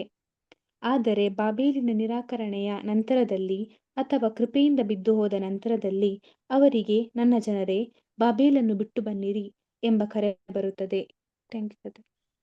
Okay, thank you. ಇಷ್ಟೆಲ್ಲ ಪ್ರೀತಿಯ ಸರಸರೇ, ಬಾಬೇಲ್ ಬಿದ್ದು ಹೋಯ್ತು ಈ ಒಂದು ಘೋಷಣೆ, ಈ ಒಂದು ಸತ್ಯ ದೇವರ ಮಕ್ಕಳಿಗೆ ಈಗಾಗಲೇ ಆಲ್ರೆಡಿ ಬಂದಿದೆ ಅಲ್ವಾ? ಸೊ ಅದರಿಂದ ದೇವ್ರ ಮಕ್ಕಳು ಇದನ್ನ ನಾವು ಅರ್ಥ ಮಾಡ್ಕೊಬೇಕು. ಬಾಬೇಲ್ ಬಿದ್ದು ಹೋಗಿದೆ ಅಂತ ಹೇಳಿದಾಗ ಈ ಒಂದು ಘೋಷಣೆ ನೇರವಾಗಿ ನಮ್ಮ ಹತ್ರ ಬಂದು ಯಾರು ಕೂಡ ಬಾಬೇಲ್ ಬಿದ್ದು ಹೋಯ್ತು ಬನ್ರಿ ಅಂತ ಹೇಳ್ತಾ ಇಲ್ಲ. ಹೇಳ್ದಾಗ ನಮ್ಗೆ ಏನು ಅರ್ಥ ಆಗ್ತಿಲ್ಲ. ಬಾಬೇಲ್ ಅಂದ್ರೆ ನಮ್ಗೆ ಏನು ಗೊತ್ತಾಗ್ತಿಲ್ಲ. ಹೆಸರು ಕ್ರೈಸ್ತಲ್ಲಿ ಇದ್ದಾಗ ಬಾಬಿಲ್ ಅಂತ ಮಾತಾಡ ನಮ್ಗೆ ಏನು ಗೊತ್ತಾಗ್ತಿಲ್ಲ. ಸತ್ಯವನ್ನ ತಿಳ್ಕೊಂಡ್ಮೇಲೆ ಈಗ ನಾವು ಬಾಬಿಲ್ ಅಂತ ಮಾತಾಡ್ತಾ ಇದೀವಿ. ಈಗ ನಾವು ಬಾಬಿಲೋನ್ ಅಂತ ಮಾತಾಡಿದ್ರೆ ಖಂಡಿತವಾಗ್ಲೂ ನಿಮ್ಗೆ ಏನ್ ಅನ್ಸುತ್ತೆ? ಓ ಬ್ರದರ್, ಇಲ್ಲಿ ಮಾತಾಡೋದು ಹೆಸರು ಕ್ರೈಸ್ತರನ್ನ, ಅದನ್ನೇ ಅಂತ ನಮ್ಗೆ ಅರ್ಥ ಆಯ್ತು. ಯಾಕಂದ್ರೆ ಈಗ ನಮ್ಗೆ ಸತ್ಯ ಗೊತ್ತಿದೆ. ಆದ್ರೆ ಈ ರೀತಿಯಾಗಿ ನಡೆಯುತ್ತೇನಂತ ಒಂದು ಪ್ರವಾದನ ವಿಷಯಗಳನ್ನ ದೇವ್ರು ಮೊದ್ಲೇನ್ ಮಾಡಿದ್ರು? ಬರ್ದಿಟ್ಟಿದ್ರು ಅಲ್ವಾ? ಆ ಬಾಬೇಲ್ ಬಿದ್ದು ಹೋಯ್ತು ಅಂತ ವಿಷಯ ಯಾವ್ದನ್ನ ಸೂಚಿಸ್ತಾ ಇದೆ ಅಂದ್ರೆ, ನನ್ನ ಪ್ರಜೆಗಳೇ, ಅವಳನ್ನು ಬಿಟ್ಟು ಬನ್ನಿರಿ, ನೀವು ಅವಳ ಪಾಪದಲ್ಲಿ ಪಾಲುಗಾರರಾಗಬಾರ್ದು, ಅವಳಿಗಾಗುವ ಉಪದ್ರವಗಳಿಗೆ ಗುರಿಯಾಗಬಾರ್ದು ಅಂತ. ಈ ಒಂದು ಮಾತು ಬರಕ್ಕಿಂತ ಮುಂಚೆ ಬಾಬಿಲೋನ್ ಸುಭಿಕ್ಷವಾಗಿ ಇತ್ತು ಅಲ್ವಾ? ಬಾಬೇಲ್ ಬೀಳುವುದಕ್ಕೆ ಮುಂಚಿತವಾಗಿರುವಂತ ಒಂದು ಮಾತು ಪ್ರಕಟಣೆ 18ನೇ ಅಧ್ಯಾಯದಲ್ಲಿ 4ನೇ ವಾಕ್ಯದಲ್ಲಿ. ಅಂದ್ರೆ ಬಾಬೇಲ್ ಬಿದ್ದು ಹೋಯ್ತು ಅಂದ್ರೆ ಬಿದ್ದೋಗ್ಬಿಡ್ತು. ಆದ್ರೆ ಬಿದ್ದೋದ್ಮೇಲೆ ಯಾರನ್ನೂ ಕರಿಯಕ್ಕಾಗಲ್ಲ. ಅದೇ ಕರಿಬೇಕಾದ್ರೆ ಏನ್ ಮಾಡ್ಬೇಕು? ಬಾಬೇಲ್ ಬೀಳಕ್ಕಿಂತ ಮೊದ್ಲು ಕರಿಬೇಕು. ಅದಕ್ಕೆ ನಾವು ಒಂದು ಎಕ್ಸಾಂಪಲ್ ನೋಡಿದ್ವಿ. ಸೊದೋಮ್ ಗೊಮೋರಕ್ಕೆ ನಾಶ ಮಾಡಕ್ ಮೊದ್ಲು ಲೋತನ ಹೊರಡೆ ಕರ್ಕೊಂಡ್ ಬರ್ಬೇಕು. ಅದೇ ರೀತಿಯಾಗಿ ಇಲ್ಲಿ ಕೂಡ ಏನ್ ನೋಡ್ತೀವಿ ಅಂದ್ರೆ, ಬಾಬೇಲನ್ ಬೀಳೋದಕ್ಕಿಂತ ಮುಂಚಿತವಾಗಿ ಏನಾಯ್ತು ಅಂದ್ರೆ, ಈ ಒಂದು ಘೋಷಣೆ ದೇವ್ರ ಮಕ್ಕಳಿಗೆ ಬಂತು. ನನ್ನ ಪ್ರಜೆಗಳೇ, ಅವಳನ್ನು ಬಿಟ್ಟು ಬನ್ನಿರಿ. ಸೊ ನನ್ನ ಪ್ರಜೆಗಳೇ ಅಂದ್ರೆ ಯಾರು? ಯಾರೆಲ್ಲ ಸತ್ಯಕ್ಕೆ ಕಿವಿಗೊಡ್ತಾರೋ ಅವರೆಲ್ಲ ನನ್ನ ಪ್ರಜೆಗಳು. ಈ ಬಾಬಿಲೋನ್ ಬಿದ್ದು ಹೋಯ್ತು ಅನ್ನೋ ವಿಷಯವನ್ನ ಮನಸ್ಸಲ್ಲಿ ಇಟ್ಕೊಳ್ಳೋಣ. ನೋಡ್ರಿ, ಈಗ ಒಂದ್ ರೀತಿಯಲ್ಲಿ ನೋಡಿದಾಗ ಬಾಬಿಲೋನ್ನ ಬೀಳುವಿಕೆ ಎರಡು ವಿಷಯಗಳನ್ನ ಗಮನಿಸಬಹುದು. ಒಂದು, ಸತ್ಯ ದೇವರ ದೃಷ್ಟಿಯಿಂದ ಬಿದ್ದೋಯ್ತು. ಇನ್ನೊಂದು, ಸಂಪೂರ್ಣವಾಗಿ ನಾಶವಾಯ್ತು. ಒಂದ್ ರೀತಿಯಲ್ಲಿ ದೇವರ ದೃಷ್ಟಿಯಲ್ಲಿ ಬಿದ್ದೋಗಿರುವಂತ ಸಮಯ ಆರಂಭವಾಯ್ತು, ಆದ್ರೆ ಸಂಪೂರ್ಣವಾಗಿ ನಾಶ ಮಾಡುವಂತ ಸಮಯ ಇನ್ನೂ ಆರಂಭವಾಗಲಿಲ್ಲ. ದೇವ್ರೇನ್ ಮಾಡಿದ್ರು? ವಾಂತಿ ಮಾಡ್ಬಿಟ್ರು. ಕರ್ತನಾದ ಯೇಸು ಕ್ರಿಸ್ತನ ನಡುಬರ್ಬೇಕಲ್ಲಿ ತನ್ನಗೂ ಇಲ್ಲ ಬೆಚ್ಚಗೂ ಇಲ್ಲ ಅಂತ ವಾಂತಿ ಮಾಡ್ಬಿಟ್ರು. ಆದ್ರೆ ಇಲ್ಲಿ ಮಾತಾಡ್ಬೇಕಾದ್ರೆ ಬಾಬಿಲೋನ್ ಬಗ್ಗೆ ಎರಡು ವಿಷಯಗಳ ಬಗ್ಗೆ ನಾವು ಅರ್ಥ ಮಾಡ್ಕೊಬೇಕು. ಈ ಹೇಳಿಕೆಯಲ್ಲಿ ಎರಡು ವಿಷಯ ಇದೆ. ಒಂದು, ಬಾಬೇಲ್ ಅವಳನ್ನ ಬಿಟ್ಟು ಹೊರಡೆ ಬನ್ರಿ, ನೀವ್ ಬನ್ರಿ ಅಂತ ನನ್ನ ಪ್ರಜೆಗಳು. ಅಂದ್ರೆ ನನ್ನ ಪ್ರಜೆಗಳು ಯಾಕೆ ಅಲ್ಲಿದ್ದಾರೆ? ಹೌದು, ಇಲ್ಲಿಯವರೆಗೂ ದೇವ್ರ ಮಕ್ಕಳು ಬಾಬಿಲೋನ್ ಒಡನೆ ಇದ್ರು. ಇಲ್ಲಿ 1878 ಬರೋವರೆಗೂ. ಅಲ್ಲಿವರೆಗೂ ಅವ್ರಿಗೆ ಬೇರೆ ದಾರಿನೂ ಇರ್ಲಿಲ್ಲ, ಅಲ್ಲೇ ಇದ್ರು, ಅದ್ರ ಮಧ್ಯದಲ್ಲೇ ಇದ್ರು. ಆದ್ರೂ ಕೂಡ ದೇವರ ಕೃಪೆ ಬಾಬಿಲೋನ್ಗೂ ಕೂಡ ಹೋಗ್ತಾ ಇತ್ತು. ಹೆಸರು ಕ್ರೈಸ್ತರು ಕೂಡ ಆ ಕೃಪೆ ಸಿಗ್ತಾ ಇತ್ತು ಅಲ್ವಾ? ಯಾಕೆಂದ್ರೆ ಇವತ್ತೆಲ್ಲ ನಾಳೆ ಅದ್ರಲ್ಲಿರುವಂತ ಗೋಧಿಗಳು ಹೇಗೆ ತನ್ನ ಬದಲಾವಣೆ ಮಾಡ್ಕೊಳ್ಳೋ ರೀತಿ ಅವರ ಮೂಲಕ ಕೆಲವರು ಹೊರಡೆ ಬರ್ಬೋದು ಅಂದ್ಬಿಟ್ಟು ದೇವರ ಕೃಪೆ ಕೊಡ್ತಾ ಇದ್ರು. ಚೇಂಜ್ ಆಗ್ಬೋದು, ಬದಲಾವಣೆ ಆಗ್ಬೋದು ಅಂತ ಅಲ್ವಾ? ಆದ್ರೆ ಆ ಕೃಪೆನ ಏನ್ ಮಾಡಿದ್ರು? ಅಲ್ಲ, ಅವ್ರು ಉಪಯೋಗ ಮಾಡ್ಕೊಳ್ತಾ ಇದ್ರು ಆ ಟೈಮಲ್ಲಿ. ಆದ್ರೆ ಕೃಪೆನ ಉಪಯೋಗ ಮಾಡ್ಕೊಳ್ಬೇಕಾದ್ರೆ ಆ ಒಂದು ಭಾವನೆ ಹೇಗಿತ್ತು ಅವ್ರ ಮಧ್ಯದಲ್ಲಿ ಅಂದ್ರೆ, ಈ ಕೃಪೆ ನಮಗೆ ಕೊಡಲ್ಪಟ್ಟಿದೆ, ನಮ್ಗೆ ಏನು ಕಷ್ಟ ಬರ್ಲಿಲ್ಲಪ್ಪ, ತುಂಬಾ ಚೆನ್ನಾಗಿದ್ದೀವಿ, ಚೆನ್ನಾಗಿ ಆಳ್ವಿಕೆ ಮಾಡ್ತಾ ಇದೀವಿ, ನಾವು ಹೇಳುವಂತ ಬೋಧನೆಗಳ ಮೇಲೆ ಇಡೀ ನಮ್ಮ ಸಭೆನೇ, ಕ್ಯಾಥಲಿಕ್ ಸಭೆನೇ ನಡೀತಾ ಇದೆ, ಇಡೀ ಪ್ರಪಂಚದಲ್ಲಿ ನಡೀತಾ ಇದೆ, ನಮ್ಮನ್ನ ಯಾರು ತಡೆಯಂಗಿಲ್ಲ. ಇದೆಲ್ಲ ಅವ್ರ ಭಾವನೆ ಬಂದಿದ್ದೇನಪ್ಪಾ ಅಂದ್ರೆ ದೇವ್ರ ಕೃಪೆ ಕೊಟ್ಟಿರೋದಷ್ಟೇ. ಆದ್ರೆ ಅವ್ರೆಂತ ತಪ್ಪಾಗಿ ತಿಳ್ಕೊಂಡ್ಬಿಟ್ರು, ನಾವು ಕರೆಕ್ಟ್ ಆಗಿದೀವಿ ಅದಕ್ಕೆ ದೇವ್ರು ನಮ್ಮಲ್ಲಿ ಕೃಪೆ ಕೊಟ್ಟಿದ್ದಾರೆ ಅಂತ ತಿಳ್ಕೊಂಡ್ಬಿಟ್ಟಿದ್ರು. ಆದ್ರೆ ದೇವ್ರ ಕೃಪೆ ಕೊಟ್ಟಿದಂತ ಉದ್ದೇಶ ಏನಪ್ಪಾ ಅಂದ್ರೆ ಅದರ ಮಧ್ಯದಲ್ಲಿರುವಂತ ಗೋಧಿಗಳಿಗೋಸ್ಕರ ಕೃಪೆ ಕೊಟ್ಟಿದ್ರು. ಆ ಉದ್ದೇಶ, ಆ ಸತ್ಯ ಅವ್ರಿಗೆ ಗೊತ್ತಾಗ್ಲಿಲ್ಲ. ಆದ್ರೆ ಕ್ರಿಸ್ತನ ಪ್ರೀತಿಯ ಸಹೋದರರೇ, ದೇವ್ರು ಕೊಟ್ಟಿರುವಂತ ಕೃಪೆ ಒಂದು ವಿಷಯನ ಅರ್ಥ ಮಾಡ್ಕೊಳ್ದೆ ತುಂಬಾ ದಿನ ಪಾಪದಲ್ಲಿ ಇದ್ದಿದ್ದು ಕೂಡ ಆ ಒಂದು ದೇವ್ರು ಅವ್ರನ್ನ ಏನ್ ಮಾಡಿದ್ರು, ಆ ಒಂದು ಏನಂತೀವಿ, ಸತ್ಯದ ಮತ್ತೆ ಸುಳ್ಳಿನ ಒಂದು ತಿಳುವಳಿಕೆ ಸರಿಯಾಗಿ ಇಲ್ಲದೆ ಒಂದು ಕಾರಣ, ತಮ್ಮ ಒಂದು ರೀತಿ ನಾವು ಮಾಡ್ತಿರೋ ವಿಷಯನೇ ದೇವರಿಗೆ ಮೆಚ್ಚಿಯಾಗಿದೆ ಅನ್ನೋ ಭಾವನೆ ಇತ್ತು ನೋಡ್ರಿ, ಅದು ಕೂಡ ದೇವರಿಗೆ ದೊಡ್ಡ ಮಟ್ಟಿಗೆ ಕೋಪವನ್ನ ಎಬ್ಬಿಸ್ತು. ಕರೆಕ್ಟ್ ಅಲ್ವಾ? ಮತ್ತೆ ಈ ಕೃಪೆನ ತಗೊಂಡಾಗ ನಮ್ಮ ಮಧ್ಯದಲ್ಲಿ ಹಾಗೆ ಕೆಲವೊಂದು ಟೈಮಲ್ಲಿ ನಾವು ತಪ್ಪು ಮಾಡ್ತಾ ಇದ್ದಾಗ ತಕ್ಷಣ ಯಾವುದೇ ಶಿಕ್ಷೆ ನಮ್ಮ ಲೈಫಲ್ಲಿ ನಡೀತಾ ಇದ್ದಾಗ ನಾವೇನ್ ತಿಳ್ಕೊಂತೀವಿ, ಓ ಇದು ತಪ್ಪೇ ಇಲ್ವೇನೋ, ದೇವ್ರು ಇದನ್ನ ದೊಡ್ಡದಾಗಿ ತಗೊಂಡಿಲ್ವೇನೋ, ಇದು ಕರೆಕ್ಟ್ ಇದೆ ಅನ್ಸುತ್ತೆ ಬಿಡು, ಇದೇನ್ ದೊಡ್ಡ ಮಹಾ ಇಲ್ಲ ಅನ್ಬಿಟ್ಟು ನಾವು ಅದನ್ನ ತಪ್ಪು ಮತ್ತೆ ಮುಂದುವರಿಸ್ತಾ ಇರ್ತೀವಿ. ಆಗ ಒಂದು ದಿನ ದೇವರ ಕೋಪಕ್ಕೆ ನಾವು ಗುರಿ ಆಗ್ತೀವಿ. ಆ ಕೋಪ ಥಟ್ಟನೆ ಬರುತ್ತೆ ನಮ್ಮ ಮೇಲೆ ಅಲ್ವಾ? ಆಗ ಬಂದಾಗ ನಮ್ಗೆ ಏನಾಗುತ್ತೆ, ಕೆಲವೊಬ್ಬರಿಗೆ ಅರಿವಾಗುತ್ತೆ, ಕೆಲವೊಬ್ಬರಿಗೆ ಅರಿವಾಗಲ್ಲ. ಅದೇ ರೀತಿಯಾದಂತ ಒಂದು ಸನ್ನಿವೇಶ 1878 ಬಂತು. ಅಂದ್ರೆ ಈ ಕೃಪೆ ಅವ್ರಿಗೆ ಇದ್ದಿದ್ದು ಸ್ವಲ್ಪ ಮಟ್ಟಿಗೆ ಕೊಟ್ಟಂತ ಕೃಪೆ ಅವ್ರಿಗೆ ಏನಾಗ್ಲಿಲ್ಲ, ಯಾವಾಗ್ಲೂ ಇರ್ಲಿಲ್ಲ. ಅದು ಎಲ್ಲಿವರೆಗೂ ಅಂದ್ರೆ ಸುಗ್ಗಿಯ ಕಾಲದವರೆಗೂ ಮಾತ್ರ ಆ ಕೃಪೆ ಇದ್ದಿತ್ತು. ಸುಗ್ಗಿ ಬಂದ ನೋಡಿ, ಅದನ್ನೇ ಹೇಳ್ತಾರೆ ಮತ್ತೇನು ಸುವಾರ್ತೆ 13ನೇ ಅಧ್ಯಾಯದಲ್ಲಿ, ದೇವರೇ ಈ ಒಂದು ಗೋಧಿ ಜೊತೆ ಹಣಜಿ ಬಂದ್ಬಿಟ್ಟಿದೆ, ಈಗ ಹಣಜಿ ಕಟ್ ಮಾಡೋಣ ಅಂದ್ರೆ ಯಜಮಾನನ್ ಹೇಳ್ತಾರೆ ಬೇಡ, ಸುಗ್ಗಿಯವರೆಗೂ ಅದನ್ನ ಬಿಟ್ಬಿಡ್ರಿ ಅಂತ. ಅಂದ್ರೆ ಸುಗ್ಗಿಯವರೆಗೆ ಏನ್ ಸಿಗ್ತಾ ಇತ್ತು, ಗೋಧಿಗೆ ಸಿಕ್ಕಿದಂತ ನೀರು, ಗೊಬ್ಬರ, ಸೂರ್ಯ ಎಲ್ಲ ಕೂಡ ಹಣಜಿಗೂ ಕೂಡ ಸಿಗ್ತಾ ಇತ್ತು. ಆ ಸುಗ್ಗಿಯ ಕಾಲ ಯಾವಾಗಪ್ಪ ಅಂದ್ರೆ 1878. ಆ ಸುಗ್ಗಿಯ ಸಮಯ ಬಂದಾಗ ಇನ್ನು ಮೇಲೆ ಆ ಕೃಪೆ ಅವರಿಗೆ ಇರ್ಲಿಲ್ಲ. ಒಂದು ಕಾಲದವರೆಗೆ ಅವರಿಗೆ ಕೃಪೆ ದೇವರು ಕೊಟ್ಟಿದ್ರು, ಅದು ಕಾರಣಗಳು, ಉದ್ದೇಶಗಳು ಬೇರೆ ಆಗಿತ್ತು. ಅದಾದ ನಂತರ ಅದನ್ನ ಅರ್ಥ ಮಾಡ್ಕೊಳ್ಳದ ಕಾರಣದಿಂದಾಗಿ, ಆ ಕೃಪೆಯ ಕಾರಣವನ್ನ ಸರಿಯಾಗಿ ತಿಳ್ಕೊಳ್ದೇ ಇದ್ದಿದ್ದ ಕಾರಣದಿಂದಾಗಿ ದೇವರ ಕೃಪೆನ ಅವರಿಂದ ತಗೊಂಡ್ರು. ಈಗ ಏನ್ ಬರುತ್ತೆ, ಕೃಪೆ ಇಲ್ಲ. ಯಾವಾಗ ನಮ್ಗೆ ಕೃಪಾಸನ ಇಲ್ವೋ ಅವಾಗ ನ್ಯಾಯಾಸನ ಇರುತ್ತೆ ಅಲ್ವಾ? ಎಲ್ಲಿಂದ ದೇವರ ಕ್ಷಮಾಪಣೆ ಬರಲ್ವೋ ಅಲ್ಲಿ ನೀತಿ ಬರುತ್ತೆ. ಕ್ಷಮಾಪಣೆಯನ್ನು ದೇವರ ಪ್ರೀತಿನ ಸೂಚಿಸಿದ್ರೆ, ಆ ದೇವರ ನೀತಿ, ನ್ಯಾಯ ತೀರ್ಪು, ನಾವು ದೇವರ ಕೋಪವನ್ನ ಸೂಚಿಸ್ತಾ ಇದೆ. ಈಗ ನೋಡ್ರಿ, ಕೃಪೆಯ ಟೈಮ್ ಮುಕ್ತಾಯವಾಯ್ತು, ಈಗ ನ್ಯಾಯ ತೀರ್ಪು ಶುರುವಾಗಿದೆ.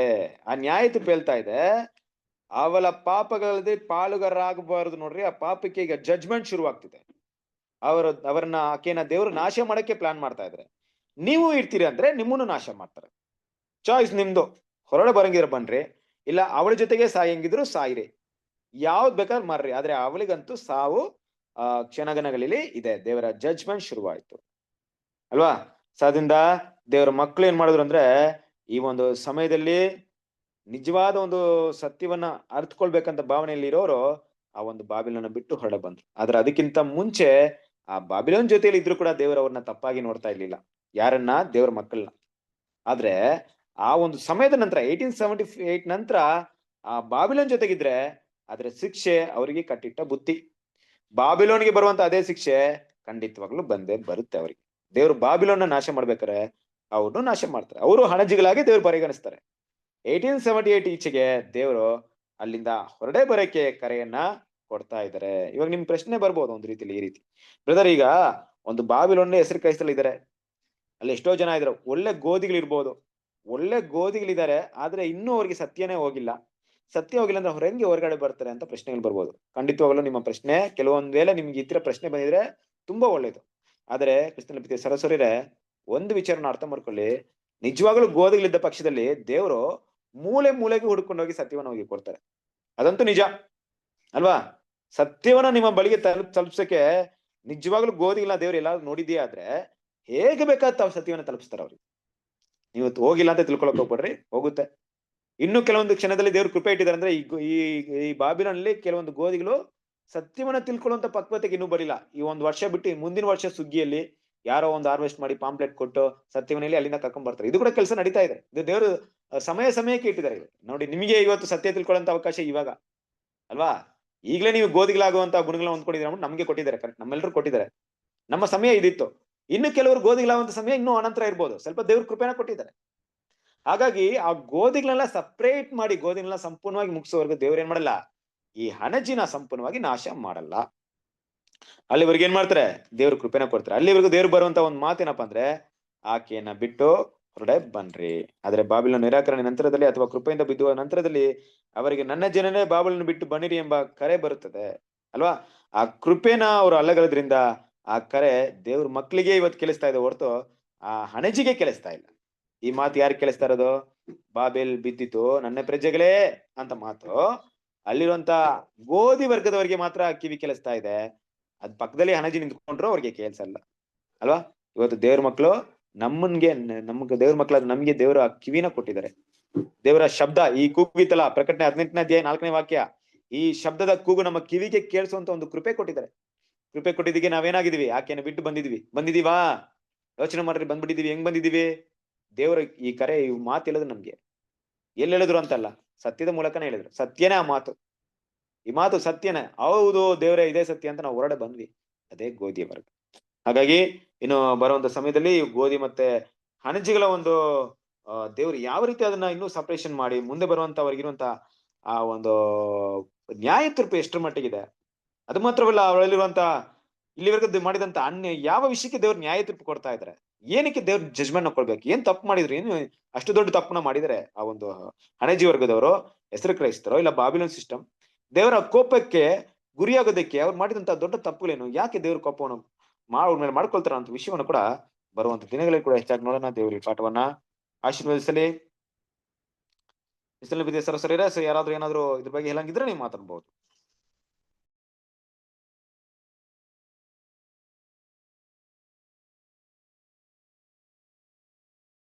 ಓಕೆ, ಪಾಠ ನಿಮ್ಗೆ ಕ್ಲಿಯರ್ ಆಗಿ ಅರ್ಥ ಆಯ್ತಾ? ಓಕೆ, ಏನ ಪ್ರಶ್ನೆ ಏನಾದ್ರೂ ಇದೆಯಾ? ಬಾಬೆಲ್ನ ಇನ್ನು ಬ್ರದರ್, ಬಾಬೆಲ್ ಇನ್ನು ಪೂರ್ಣ ನಾಶ ಆಗಿಲ್ಲ ಅಂದ್ರೆ ಇನ್ನು ಸತ್ಯದ ಮಕ್ಕಳು ಅಂದ್ರೆ ಗೋಧಿ ಕಾಳುಗಳು ಇದಾರೆ, ಅವ್ರಿಗೂ ಸಹ ಕರೆ ಇರುತ್ತೆ ಅಂತ ನಾವು ತಿಳ್ಕೊಬೋದಲ್ವಾ ಬ್ರದರ್? ಖಂಡಿತ ತಿಳ್ಕೊಬಹುದು ಅಲ್ವಾ. ಸೊ ನಿಜವಾಗ್ಲೂ ಇವತ್ತು ಕೂಡ ನೋಡ್ರಿ, ಒಂದು ನಾವೆಲ್ಲ ಒಂದು 10-20 ವರ್ಷ ಬಂದಿರ್ಬೋದಾ, 20-30 ವರ್ಷ ಇರ್ಬೋದು ಅಂತ ತಿಳ್ಕೊಳ್ಳಿ, ಕರೆಕ್ಟ್ ಅಲ್ವಾ? ಅಂದ್ರೆ ಅದ್ರ ಈಚೆಗೆ ಅದೇ ಗೋಧಿ, ಅದೇ ಒಂದು ಬಾಬಿಲೋನಲ್ಲಿ ನಾವೆಲ್ಲ ಇದ್ದಿದ್ವಿ ಅಲ್ವಾ. ನಮ್ಮನ್ನ ದೇವ್ರ ಏನ್ ಮಾಡಿದ್ರು? ಸಮಯ ತಕ್ಕ ಕರೆದ್ರು. ಅದೇ ರೀತಿ ಈಗ್ಲೂ ಕೂಡ ನೋಡಿ, ಈಗ ಎಷ್ಟೋ ಜನರಿಗೆ ಬಂದಿರೋರು 1 ವರ್ಷ 2 ವರ್ಷ ಕೂಡ ಇದ್ದಾರೆ ನಮ್ಮ ಸಹೋದರ ಮಧ್ಯದಲ್ಲಿ ಇಲ್ವಾ. ನೀವೆಲ್ಲ ಎಲ್ಲ ನಮ್ಮ ಗ್ರೂಪ್ ಎಲ್ಲ ಇದೀವಿ ತಾನೆ, 1 ವರ್ಷ 2 ವರ್ಷ ನೀವು ಗೋಧಿ. ಅಂದ್ರೆ ಇನ್ನು ಕೆಲವರು ಏನ್ ಮಾಡ್ತಾರೆ, ಮುಂದಿನ ವರ್ಷ ನೆಕ್ಸ್ಟ್ ವರ್ಷ ಇರ್ಬೋದು, ಗೊತ್ತಿಲ್ಲ. ದೇವ್ರ ಕರೆ ನೋಡಿ, ಕರೆ ಯಾವ ರೀತಿ ಇದೆ ಅಂದ್ರೆ ಅದು ಬೇರೆ ಟಾಪಿಕ್ ಆಗ್ಬಿಡುತ್ತೆ. ಆ ಗೋಧಿ ಬಂದಿರೋ ಎಲ್ಲಾ ಗೋಧಿಗಳು ಕೂಡ ಗೋಧಿಗಳ ಕಣಜಕ್ಕೆ ಹೋಗಿ ಸೇರ್ಲಿಲ್ಲ. ಆದ್ರಿಂದ ದೇವ್ರ ಏನ್ ಮಾಡ್ತಿದ್ರೆ, ಇನ್ನು ಗೋಧಿಗಳನ್ನ ಕರೀತಾ ಇದ್ರೆ ಅಲ್ಲಿ ಒಂದ್ ಕಡೆ. ಅದು ಅಂದ್ರೆ ಪೂರ್ಣವಾಗಿ ಇನ್ನು ಬಾಬೆಲ್ನ ಫುಲ್ ತಳ್ಬಿಟ್ಟಿಲ್ಲ ಅಂತ. ಇನ್ನು ತಲಿಲ್ಲ ಅಂದಾಗ ಜಡ್ಜ್ಮೆಂಟ್ ಶುರುವಾಗಿದೆ ಅವ್ರಿಗೆ. ಜಡ್ಜ್ಮೆಂಟ್ ಯಾವ ರೀತಿ ಶುರುವಾಗಿದೆ ಅಂದ್ರೆ, ದೇವರು ಯಾವುದೇ ಸತ್ಯವನ್ನ ಅವ್ರ ಹತ್ರ ಮಾತಾಡಲ್ಲ, ಸತ್ಯ ಇಲ್ಲ ಅವ್ರಿಗೆ. ಆದ್ರೆ ಅವನ ಸಂಪೂರ್ಣ ನಾಶದ ಅಂತ ಇನ್ನು ಮುಂದೆ ಇದೆ, ಇನ್ನೂ ಆಗ್ಲಿಲ್ಲ. ಸಂಪೂರ್ಣ ನಾಶ ಆಗಕ್ ಮೊದಲು ಸಭೆ ಮುಕ್ತಾಯವಾಗ್ಬೇಕು. ಸಂಪೂರ್ಣ ನಾಶ ಸಭೆ ಇಲ್ಲಿ ಇರಲ್ಲ ಅನ್ನೋದು ಒಂದು ಗುರುತು. Right, thank you. ಸತ್ಯ ಕೇಳಿದವರು ಆ ಬಾಬೆಲ್ಗೆ ಸತ್ಯ ತಿಳಿಸ್ತಿರೋದನ್ನು ನೋಡ್ತೀವಿ ಬ್ರದರ್ ಈ ದಿನದಲ್ಲಿ. ಕ್ಲಿಯರ್ ಆಗಿ ಕೆಲಸ ಅರ್ಥ ಆಗಿಲ್ಲ. ಯಾರು ಆ ಬಾಬಿಲಿಂದ ಹೊರಗಡೆ, ಈಗ ನಾವು ಬಾಬಿಲಲ್ಲಿದ್ದು ಹೊರಗಡೆ ಬಂದು ಈಗ ನಾವು ಕಲ್ತಿರೋರು ಅವ್ರಿಗೆ ಹೇಳೋದ್ರಿಂದ ಈ ಸತ್ಯ ನಮ್ಮ ಮೂಲಕ ಅವ್ರಿಗೆ ಹೋಗ್ತಾ ಇದೆ ಅಂತ ನಾ ಅನ್ಕೊಂತೀವಿ ಬ್ರದರ್. ಕರೆಕ್ಟ್, ಹೌದು. ಈಗ ದೇವ್ರು ನಮ್ಮನ್ನ ಯೂಸ್ ಮಾಡ್ತಾ ಇದಾರೆ ನೋಡ್ರಿ. ಈಗ ನಾನಾ ತರದಲ್ಲಿ ದೇವ್ರು ಇವತ್ತು ಯೂಸ್ ಮಾಡ್ತೀವಿ. ಇವತ್ತು ಟೆಕ್ನಾಲಜಿ ನೋಡ್ರಿ, ಇವತ್ತು ಬೇರೆ ತರ ಇದೆ ನೋಡ್ರಿ. ಕೆಲವಾರು ಜನರು ನೀವು ಯೂಟ್ಯೂಬ್ ಮೂಲಕ ಬಂದಿದ್ದೀರಾ, ಕರೆಕ್ಟಾ? ಯೂಟ್ಯೂಬ್ ನ ನೋಡಿ ಒಂದು ಸಬ್ಜೆಕ್ಟ್ ಇತರ ಅಂದ್ರೆ ಹುಡುಕಿದಿರಾ, ಸತ್ಯವನ್ನ ಡಿಫ್ರೆನ್ಸಿಯೇಷನ್ ಕಂಡಿದ್ದಾರೆ. ದೇವ್ರು ನಿಮ್ನ ಕರೆದಿದ್ದಾರೆ. ನೀವು ಹುಡುಕಕ್ಕಿಂತ ಮೊದಲು ದೇವ್ರು ನಿಮ್ನ ಆಯ್ಕೆ ಮಾಡಿದ್ದಾರೆ. ನಿಮ್ನ ಈ ರೀತಿ ನಾನಾ ತರದಲ್ಲಿ ಹೆಂಗ್ ಬೇಕಾರೋ ಒಬ್ರಿಗೆ ಸತ್ಯ ಯಾವ ಡೈರೆಕ್ಷನ್ ಬೇಕಾರೋ ಹೋಗ್ಬೋದು. ನೀವು ಪಾಂಪ್ಲೆಟ್ಸ್ ಕೊಡ್ಬೋದು, ನೀವು ಒಂದ್ 2 ಮಾತು ಹೇಳ್ಬೋದು ಅವ್ರಿಗೆ. ಎಲ್ಲೋ ಟ್ರೈನಲ್ಲಿ ಹೋಗಿರ್ತಾರೆ, ಎಲ್ಲೋ ಬಸ್ಸಲ್ಲಿ ಹೋಗಿರ್ತಾರೆ, ಎಲ್ಲೋ ಒಂದು ಮೀಟ್ ಮಾಡಿರ್ತಾರ, ಏನೋ ಒಂದು ಮಾತಾಡಿರ್ತಾರ, ಆ ಮಾತು ಅವ್ರಿಗೆ ಟಚ್ ಆಗಿ ನಾನು ಸತ್ಯ ಕೇಳ್ಬೇಕಂತ ಬಂದಿರ್ಬೋದು. ಹೀಗೆ ದೇವ್ರ ಗೋಧಿಗಳನ್ನ ಕರೀತಾ ಇದಾರೆ ಇವತ್ತು. ಹೆಂಗ್ ಬೇಕಾದ್ರೆ ನಡಿಬೋದು. ಮೇ ಬಿ ಅದು ನಮ್ ಪ್ಲಾನೇ ಇರಲ್ಲ, ಅದೆಲ್ಲ ದೇವ್ರಿಗೆ ಗೊತ್ತು. ಇವ್ರನ್ನ ಯಾವ ರೀತಿ ಕಡಿಬೇಕು, ಎಲ್ಲಿ ಕಡಿಬೇಕು, ಎಲ್ಲಿ ನಮ್ಮನ್ನ ಕನೆಕ್ಟ್ ಮಾಡ್ಬೇಕು, ನಮ್ಮ ಮೂಲಕ ಅವ್ರನ್ನ ಹೆಂಗ್ ಕಡಿಬೇಕಂತೆಲ್ಲ ದೇವ್ರ ಪ್ಲಾನ್ ಅಷ್ಟೇ. ತಂದೆಯಾದ ದೇವರೊಬ್ಬನ ಕರೀದಿದ್ರೆ ಯಾರು ತಂದೆ ದೇವ್ರ ಹತ್ರ ಬರಕ್ಕಾಗಲ್ಲ. ಬಟ್ ನಮ್ಮ ಕೆಲಸ ಏನಪ್ಪಾ ಅಂದ್ರೆ ಈ ಸುವಾರ್ತಿನ ಸಾರ್ಬೇಕು. ಆದ್ರೆ ಬಾಬೆಲ್ ಹೊರಡೆ ಇದ್ದು ಸಾರ್ತೀನಿ ಅಂದ್ರೆ ಆಗದೇ ಇಲ್ಲ. ನಾನು ಅದೇ ಸಭೆಯಲ್ಲಿ ಇರ್ತೀನಿ, ಅಲ್ಲೇ ಬೋಧನೆ ಮಾಡ್ತೀನಿ ಅಂದ್ರೆ ಆಗಲ್ಲ. ನಾನ್ ಸ್ಟಾರ್ಟಿಂಗ್ ಅಲ್ಲಿ ಹಂಗೆ ಮಾಡ್ಬಿಟ್ಟಿದ್ದೆ. ಎಷ್ಟು ದಿನ ಬಿದ್ದಿ ಸರ್ ಅದ್ರ ಸಬ್ಜೆಕ್ಟ್ ಎಲ್ಲ ಕೇಳ್ಕೊಂಡ್ಬಿಟ್ಟು ಒಂದ್ಸರಿ ಹೋಗ್ಬಿಟ್ಟು ಸಬ್ಜೆಕ್ಟ್ ಮಾತಾಡ್ತಾ ಇದೀನಿ. ಅಲ್ಲಿ ನನ್ಗೆ chance Sunday Sunday evening house cottage meeting ಅಲ್ಲಿ ನಾನು ಟಾಪಿಕ್ ಮಾತಾಡ್ತಾ ಇದ್ದೀನಿ. ಟಾಪರ್ನಕಲ್ ಮಾತಾಡ್ತಾ ಇದ್ದೀನಿ, ಟಾಪರ್ನಕಲ್ ಸಬ್ಜೆಕ್ಟ್ ಮಾತಾಡಿದ್ರೆ ನನಗೆ ಟಾಪರ್ನಕಲ್ ತುಂಬಾ ಹಿಡಿಸ್ತು ಸಬ್ಜೆಕ್ಟ್. ಹೋಗ್ ಮಾತಾಡಿದ್ರೆ ಎಲ್ಲ ಮುಗಿಸ್ಬಿಟ್ಟು ಒಂದು ರಿಯಾಕ್ಷನ್ ಇಲ್ಲ, ಏನಿಲ್ಲ ಅವರಲ್ಲಿ. ಏನೋ ಒಂಥರ ಹೆಂಗ ಏನೋ ಇದ್ದಂಗೆ ಒಂದು ಫೀಲಿಂಗ್ಸ್ ಇರ್ಲಿಲ್ಲ. ನಮ್ಮನ್ನ ಈ ರೀತಿ ಸ್ಯಾಕ್ರಿಫೈಸ್ ಮಾಡ್ಬೇಕು, ಈ ರೀತಿ ಇದೆ, ನಾನೇ ಮಾರ್ಗ ಸತ್ಯ, ಇಷ್ಟೆಲ್ಲ ಮಾತಾಡ್ಕೊಂಡ್ ಬಂದಿದ್ದೀನಿ. ಅವ್ರಲ್ಲಿ ಯಾವುದೇ ಒಂದು ಫೀಲಿಂಗ್ಸ್ ಇಲ್ಲ. ಅಂದ್ರೆ ಅವ್ರ ಸತ್ಯಕ್ಕೆ ಕಿವಿಗೊಡ್ತಾ ಇಲ್ಲ ಅಂತ ಗೊತ್ತಾಯ್ತಾ. Waste of time. ಸತ್ಯಕ್ಕೆ ಕಿವಿಗೊಡೋರು ಎಲ್ಲಿದಾರ ಅವ್ರು ಮಾತ್ರ ಕಿವಿಗೊಡ್ತಾರೆ. ಹಾಗಾಗಿ ಅಲ್ಲೇ ಇದ್ಕೊಂಡು ಅದ್ರಲ್ಲೇ ಮಧ್ಯದಲ್ಲಿ ನಾವ್ ಇದ್ಕೊಂಡು ದೇವ್ರ ಸತ್ಯ ಸಾಳ್ತೀನಿ ಅಂದ್ರೆ ಆಗಲ್ಲ. ಅವ್ರನ್ನ ಬಿಟ್ಟು ಹೊರಡೆ ಬರ್ಲೇಬೇಕು. ಬರದೇ ದೇವರ ಯೋಜನೆ ಈಗ ಅಂತ ತಿಳ್ಕೊಂಡಿರ್ಬೇಕು ಅಷ್ಟೇ. ಇದ್ದು ಸಪ್ರೇಟ್ ಆಗಿದ್ದು ಬೇಕಾದ್ರೆ ಅಲ್ಲಿರೋರ್ನ ಯಾರಿಗಾದ್ರೂ ಏನ್ ಮಾಡಿ ಸತ್ಯ ಹೇಳ್ರಿ, ಅವ್ರು ಬಂದ್ರೆ ಅವ್ರಿಗೆ ಸತ್ಯ ಹೇಳ್ಕೊಡ್ರಿ. ಅದು ನಮ್ಮ ಕೆಲಸ. ನಮ್ಮ ಮೂಲಕ, ದೇವ್ರ ಮಕ್ಳ ಮೂಲಕ ಇವತ್ತು ಮಾಡ್ತಾ ಇದಾರೆ ದೇವ್ರು. ಹೌದು ಬ್ರದರ್, ಕರೆಕ್ಟ್. Brother, Right. 1878ರಲ್ಲಿ ಸಪ್ರೇಷನ್ ಆಯ್ತು ಅಥವಾ ದೇವ್ರು ಬಾಬೆಲ್ನ ತಳ್ಬಿಟ್ರು ಅಂದ್ರೆ ಪೂರ್ಣವಾಗಿ ತಳ್ಬಿಟ್ಟಿದಾರ ಬ್ರದರ್? ಓಕೆ, ಈಗ 1878ರಲ್ಲಿ ನಡೆದಿರುವಂತ ಮುಖ್ಯವಾದ ಘಟನೆ ಏನಪ್ಪಾ ಅಂದ್ರೆ, ಮೇನ್ ಆಗಿ ನಮ್ಗೆ ಸತ್ಯ ಹೊರಡೆ ಬಂತು. ನಾವು ಇವತ್ತೆಲ್ಲ ಏನ್ ಕಲಿತಾ ಇದ್ರೆ ಸತ್ಯ ಹೊರಡೆ ಬಂತು. ಸತ್ಯ ಕುಡುಗೋಳಲ್ವಾ, ಕುಡುಗೋಳು ಏನ್ ಮಾಡ್ತಿದೆ ಅಂದ್ರೆ ಕಟ್ ಮಾಡ್ತಾ ಇದೆ. ಈಗ ಕಟ್ ಮಾಡುವಂತ ಕೆಲಸ ನಡೀತಾ ಇದೆ, ಬೆಂಕಿಗೆ ಹಾಕುವಂತ ಕೆಲಸ ನಡೀತಾ ಇಲ್ಲ. ಕಟ್ ಮಾಡುವಂತ ಕೆಲಸ ಬೇರೆ, ಬೆಂಕಿಯಲ್ಲಿ ಹಾಕುವಂತ ಕೆಲಸ ಬೇರೆ. ಅದೇ Correct ಪೂರ್ಣ ಅಲ್ವಾ? ನಾಶ ಆಗ್ಬಿಡೋದು. ಸರಿ. ಪೂರ್ಣ ಅಂದ್ರೆ ಈಗ ಅವ್ರನ್ನ ತಲ್ಲಿರೋದು ಕರೆಕ್ಟ್, ಆದ್ರೆ ಹ್ಮ್. ಶಿಕ್ಷೆ ಇನ್ನೂ ಬರ್ಲಿಲ್ಲ ಅವ್ರಿಗೆ. ಸರಿ ರಿಜೆಕ್ಷನ್ brother. ಮಾಡಿದ್ರೆ ಅದು ರಿಜೆಕ್ಷನ್ ರಿಜೆಕ್ಷನ್ ಮಾಡ್ಬಿಟ್ರು. ಮಾಡಿದ್ದಾರೆ. ಪೂರ್ಣ ನಾಶ ಆಗಿಲ್ಲ. ನಾಶ ಅಂತೂ ಆಗ್ಲಿಲ್ಲ. ಹೇಳಿಲ್ವಾ, ಒಬ್ಬ ತಪ್ಪು ಅದರಲ್ಲಿ ಮಾಡಿದ ಕರೆಯೋ ಸತ್ಯ ಮಕ್ಕಳು ಗೋಧಿ ಕಾಳುಗಳು ಸಿಗ್ಬೋದು. ಎಸ್ ಅದಕ್ಕೆ ವೇಟಿಂಗ್ ಇದ್ದಾರೆ ನೋಡಿ. ಈಗ ಒಬ್ಬ ಕಳ್ಳ ತಪ್ಪು ಮಾಡಿದ್ಮೇಲೆ ಫಸ್ಟ್ ಅವ್ನು ಹಿಡ್ಕೊಳ್ಳೋದು ಒಂದ್ ಕಡೆ, ನೀನ್ ತಪ್ಪು ಮಾಡಿದೆ ಅಂದ್ಬಿಟ್ಟು. ಅದೇ ಶಿಕ್ಷೆ ಕೊಡಕ್ಕೆ ಟೈಮ್ ತಗೊಳ್ಬೇಕು ಬೇಕಾದ್ರೆ. ಆದ್ರೆ ಅವನು ಅಪರಾಧಿ ಅಂತ ಡಿಸೈಡ್ ಮಾಡ್ಬಿಡುತ್ತಾರೆ. ಇವನು ಅಪರಾಧಿ ಅಂತ ಟೈಮ್ ಆಯ್ತು, ಆದ್ರೆ ನಿನ್ ಟೈಮ್ ಸ್ವಲ್ಪ ಡಿಲೇ ಇದೆ, ನಿಂಗೆ ಏನ್ ಶಿಕ್ಷೆ ಕೊಡ್ಬೇಕಂತ ಡಿಲೇ ಇದೆ. ಆತರ ಈಗ ಅವ್ರ ಅಪರಾಧಿ ದೇವ್ರ ದೃಷ್ಟಿಯಲ್ಲಿ ದೇವರಿಗೆ ಅಸಹ್ಯವಾಗದನ್ನು ದೇವ್ರು ರಿಜೆಕ್ಟ್ ಮಾಡಿದ್ದಾರೆ. ಆದ್ರೆ ಆ ಶಿಕ್ಷೆ ಅಂದ್ರೆ ಸಂಪೂರ್ಣವಾಗಿ ಬೆಂಕಿಯಲ್ಲಿ ಸುಟ್ಟು ಹಾಕುವಂತ, ಹಣಜಿಗಳನ್ನ ಸುಟ್ಟು ಹಾಕುವಂತ ಕೆಲಸ ಮುಂದೂಡಲ್ಪಟ್ಟಿದೆ, ಅಂದ್ರೆ ಮುಂದೆ ಇದೆ.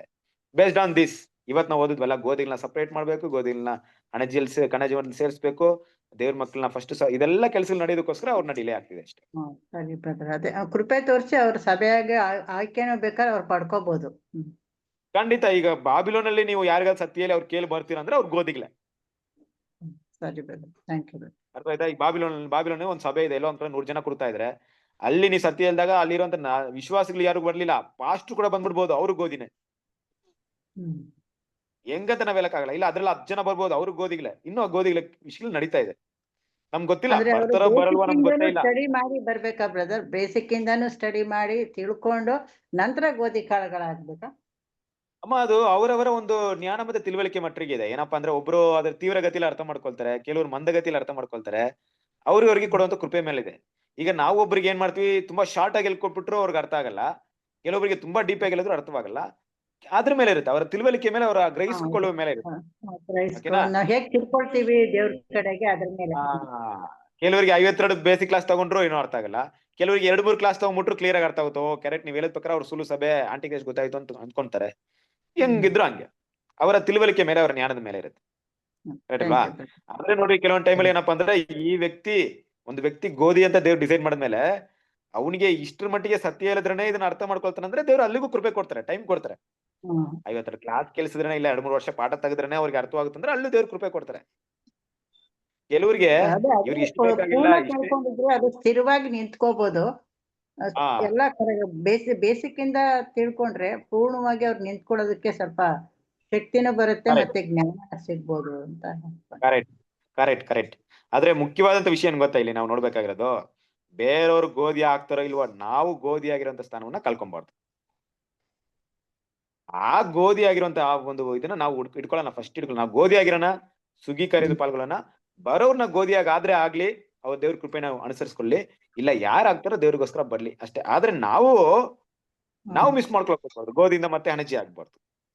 ನಾವು ಗೋಧಿಗಳಾಗಿ ನಿಂತ್ಕೊಬೇಕು. ನಮ್ಮ ಒಂದು ಕಾನ್ಸಂಟ್ರೇಷನ್, ನಮ್ಮ ಒಂದು ಕಾಳಜಿ ನಾವು ಕರೆಕ್ಷನ್ ದೃಢವಾಗಿ ಇಟ್ಕೊಬೇಕು. ನಮ್ಮ ಮುಂದೆ ಇರುವಂತ ವಿಷಯ ಅಷ್ಟು. ಓಕೆನಾ? Okay, right, thank you. ಸರಿ, ಕೊನೆಯದಾಗಿ ಅವ್ರು ಕೂಡ ಅವ್ರು ಅಣಜಿ ಆಗಿದ್ರು ಕೂಡ ಗೋಧಿ ತರನೇ ಮಾತಾಡ್ತಿರ್ತಾರೆ. ಬಟ್ ಅವ್ರಿಗೆ ಗೋಧಿ ಬಗ್ಗೆ ತಿಳ್ಕೊಳಕ್ಕೆ ಅವ್ರಿಗೆ ಇಷ್ಟ ಇರಂಗಿಲ್ಲ. ಎಸ್. ಆದ್ರೆ ಯಾವಾಗ ನಾವು ಹೇಳಿದ್ರು ಕೂಡ ಕೆಲವೊಬ್ರು ತಿರುಗ್ತಾರೆ, ಕೆಲವೊಬ್ರು ತಿರ್ಗಂಗಿಲ್ಲ. ಅವ್ರನ್ನ ಬಿಟ್ಟು ಬಿಡೋದು ಅಷ್ಟೇ.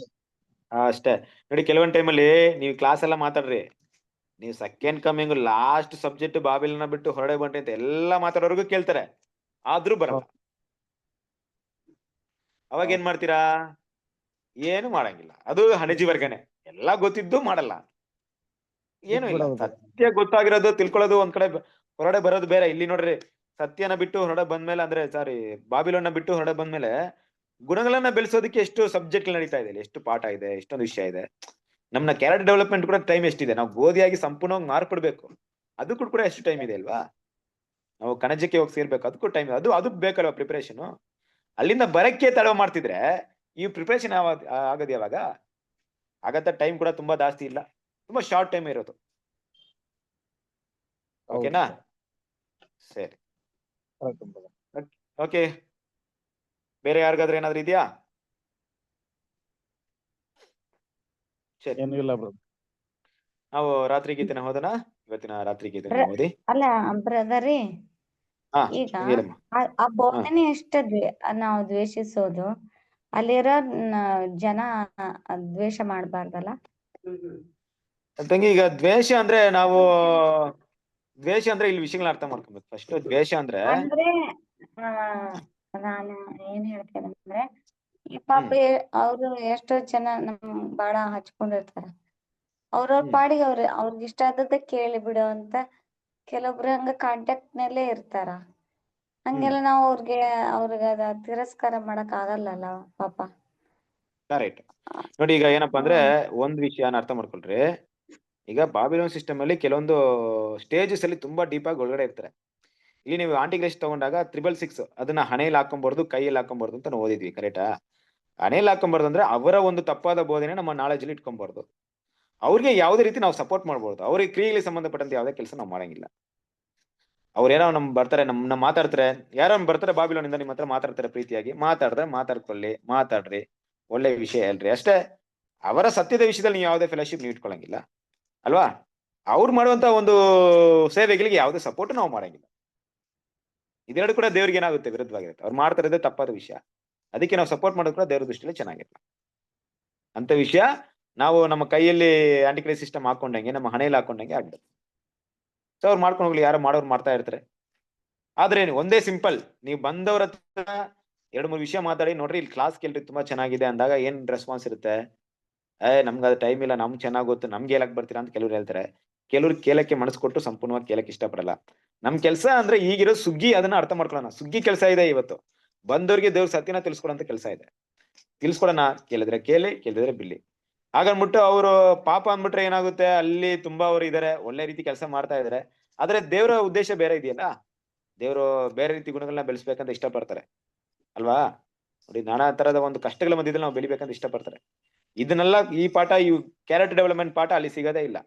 ಸಿಂಪಲ್ ನಿಮ್ಗೆ ಹೇಳ್ಬೇಕಾದ್ರೆ, ತಂದೆಯ ದೇವ್ರು ಯಾರಂತಾನೆ ಗೊತ್ತಿಲ್ಲ ಅವ್ರಿಗೆ, ಟ್ರಿನಿಟಿನೇ ಏನಂತ ಗೊತ್ತಿಲ್ಲ, ಯಾರಿಗೆ ಬಲಿ ಸಮರ್ಪಣೆ ಮಾಡ್ತಾರೆ, ಬೋಧನೆಗಳಲ್ಲೇ ತಪ್ಪಾಗಿರ್ಬೇಕಾದ್ರೆ ಯಾವ ಉದ್ದೇಶಕ್ಕೋಸ್ಕರ ಓಡ್ತಾರೆ, ಜೀವ ಬಲಿ ಹೆಂಗ್ ಕೊಡ್ತಾರೆ, ಇದೆಲ್ಲ ಪ್ರಶ್ನೆ ಆಗ್ಬಿಡುತ್ತೆ. ಓಕೆನಾ? ಅದರಿಂದ ಯಾವ್ದೇ ರೀತಿ ನಾವು ಅವ್ರಿಗೆ ಸಪೋರ್ಟ್ ಮಾಡಂಗೇ ಇಲ್ಲ.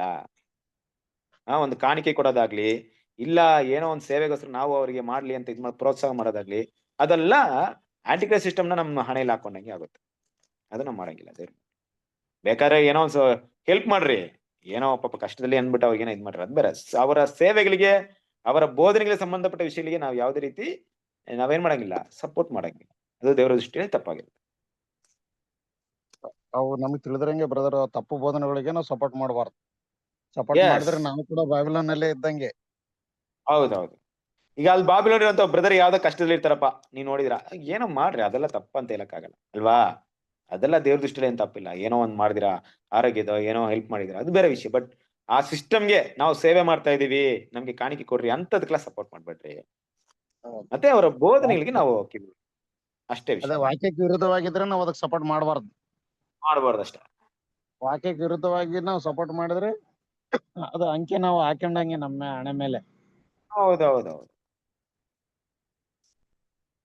ಓಕೆನಾ? Okay brother, right. ರಾತ್ರಿ ಇನ್ನು ಬರುತ್ತೆ ಅಂದ್ರೆ, ಈಗ ನೋಡಿ, ಈ ಪ್ರಶ್ನೆಗಳು ತುಂಬಾ ಕೇಳ್ತಾ ಇದ್ರಲ್ವಾ, ಈ ಪ್ರಶ್ನೆಗೆ ಸಂಬಂಧಪಟ್ಟ ಬ್ರದರ್ ತುಂಬಾ ಮಾತಾಡ್ತಾರೆ. ಇನ್ನೂ ಇದೆ ಪಾಠದಲ್ಲಿ ತುಂಬಾ ವಿಷಯಗಳು ಬರ್ತಾ ಇದಾವೆ. ಹೋಗ್ತಾ ಹೋಗ್ತಾ ನೀವೇ ಕೇಳ್ಕೊಂಡು ಕಳಿತೀರಾ, ಅದ್ರ ಅರ್ಥವಾಗುತ್ತೆ ನಿಮ್ಗೆ ಯಾಕೆ ಏನು ಅಂದ್ಬಿಟ್ಟು. ಅದಕ್ಕೆ ಮುಂದಿನ ಪಾಠದಲ್ಲಿ ಅದ್ರ ಬಗ್ಗೆ ನಾನು ಸಂಕ್ಷಿಪ್ತವಾಗಿ ನೋಡೋಣ.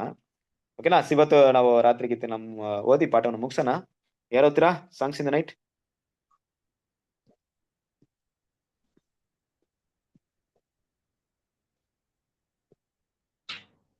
ಓದ್ಲಾ ಬ್ರದರ್? ಸಿಸ್ಟರ್ ಓದಿ ಸಿಸ್ಟರ್. ಮನುಷ್ಯನು ತಾನು ಏನು ಬಿತ್ತುತ್ತಾನೋ ಅದನ್ನೇ ಕೊಯ್ಯಬೇಕು. ಗಲಾತಿಯರಿಗೆ 6:7. ಪ್ರತಿಯೊಂದು ಕ್ರಿಯೆ, ಮಾತು ಮತ್ತು ಆಲೋಚನೆಯು ಪ್ರತಿಯೊಬ್ಬ ಕ್ರೈಸ್ತರ ಜೀವನದ ಅಂತಿಮ ಫಲಿತಾಂಶಗಳ ಮೇಲೆ ಪ್ರಭಾವ ಬೀರುತ್ತದೆ. ಆದರೂ ಯಾವುದೇ ಒಂದೇ ಒಂದು ಯೋಚನೆ ಮಾತ್ರ, ಯಾವುದೇ ಒಂದೇ ಒಂದು ಮಾತು ಮಾತ್ರ, ಅಥವಾ ಯಾವುದೇ ಒಂದೇ ಒಂದು ಕ್ರಿಯೆ ಮಾತ್ರ ಒಂದು ಒಳ್ಳೆಯದಾಗಲಿ ಅಥವಾ ಕೆಟ್ಟದಾಗಲಿ ನಿರ್ಧರಿಸುವ ತೂಕವನ್ನು ಹೊಂದಿರುವುದಿಲ್ಲ. ನಾವು ಎಷ್ಟು ಅಧಿಕವಾಗಿ ನಿಷ್ಠಾವಂತರಾಗಿರುತ್ತೇವೋ, ಎಷ್ಟು ಅಧಿಕವಾಗಿ ನಂಬಿಕಸ್ಥರಾಗಿರುತ್ತೇವೋ, ಅಷ್ಟೇ ಕಡಿಮೆಯಾಗಿ ನಮ್ಮ ಜೀವನದ ಹಾದಿಯಲ್ಲಿ ಜಾರಿ ಬೀಳುತ್ತೇವೆ. ಅಷ್ಟೇ ಹೆಚ್ಚಾಗಿ ನಮ್ಮ ವಿಮೋಚಕನಂತಿರುತ್ತೇವೆ ಮತ್ತು ನಮ್ಮ ಪ್ರತಿಫಲವು ಪ್ರಕಾಶಮಾನವಾಗಿರುತ್ತದೆ. ಏಕೆಂದರೆ ಅಪೊಸ್ತಲನು ಘೋಷಿಸಿದಂತೆ, ಮಹಿಮೆಯಲ್ಲಿ ಒಂದು ನಕ್ಷತ್ರಕ್ಕೂ ಇನ್ನೊಂದು ನಕ್ಷತ್ರಕ್ಕೂ ಹೆಚ್ಚು ಕಡಿಮೆಯುಂಟಷ್ಟೇ. ಸತ್ತವರಿಗಾಗುವ ಪುನರುತ್ಥಾನವು ಅದೇ ಪ್ರಕಾರವಾಗಿರುವುದು. ಮೇಸಿಯನ ರಾಜ್ಯದ ವ್ಯವಸ್ಥೆಗಳ ಅಡಿಯಲ್ಲಿ ಜೀವ ಅಥವಾ ಮರಣದ ವಿಚಾರಣೆಗೆ ಸಂಬಂಧಿಸಿದಂತೆ ಲೋಕದವರ ಪ್ರತಿಯೊಂದು ಒಳ್ಳೆಯ ಮತ್ತು ಪ್ರತಿಯೊಂದು ದುಷ್ಟ ಕೃತ್ಯವೂ ತೂಕ ಮತ್ತು ಪ್ರಭಾವವನ್ನು ಹೊಂದಿರುತ್ತದೆ ಎಂದು ಲೋಕದವರು ತಿಳಿದುಕೊಳ್ಳುವರು. ಮತ್ತು ಕ್ರಿಸ್ತನ ಜೊತೆ ಮರಣ ಹೊಂದಲು ಒಡಂಬಡಿಕೆಯನ್ನು ಮಾಡಿಕೊಂಡ ಪ್ರತಿಯೊಬ್ಬ ಕ್ರೈಸ್ತನು ಆತನೊಂದಿಗೆ ಬದುಕಿ ಆಳ್ವಿಕೆ ಮಾಡಬಹುದು. ಅಂತಹವರು ಪ್ರತಿಯೊಂದು ಮತ್ತು ಪ್ರತಿಯೊಂದು ಆಲೋಚನೆ, ಪ್ರತಿಯೊಂದು ಕ್ರಿಯೆಯು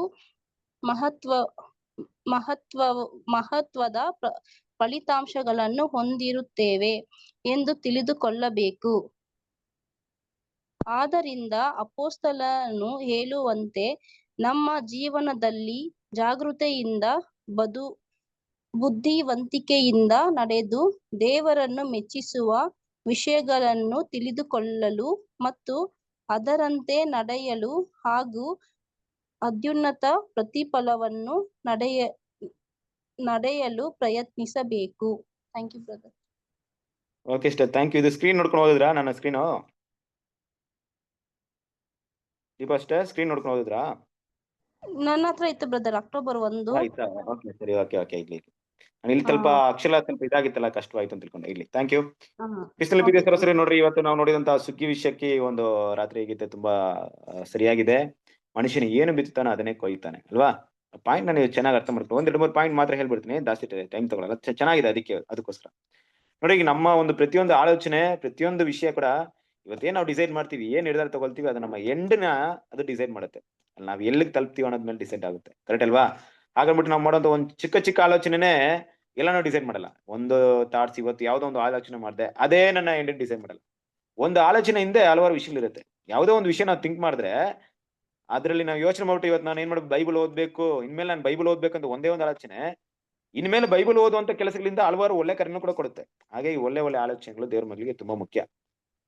ಇಂಥ ಒಂದು ಆಲೋಚನೆ ನಮ್ಮ ಗುಣಗಳನ್ನ ಬೆಳೆಸಿ ನಕ್ಷತ್ರಕ್ಕೆ ಡಿಫ್ರೆಂಟ್ ಇದೆ ಅಂತ ಹೇಳ್ತಾರೆ ನೋಡಿ ಬ್ರದರ್. ಇಲ್ಲಿ ಅಪೋಸ್ತಲ ಪಾಲ್ ಮಾತಾಡುವಂತ ವಿಷಯ ಹಾಗನ್ಬಿಟ್ಟು ಏನಪ್ಪಾ ಅರ್ಥ ಅಂದ್ರೆ, ಅಪೋಸ್ತಲ ಪಾಲ್ಗೂ ನಮ್ಗೂ ಕಂಪೇರ್ ಮಾಡಕ್ಕಾಗಲ್ಲ.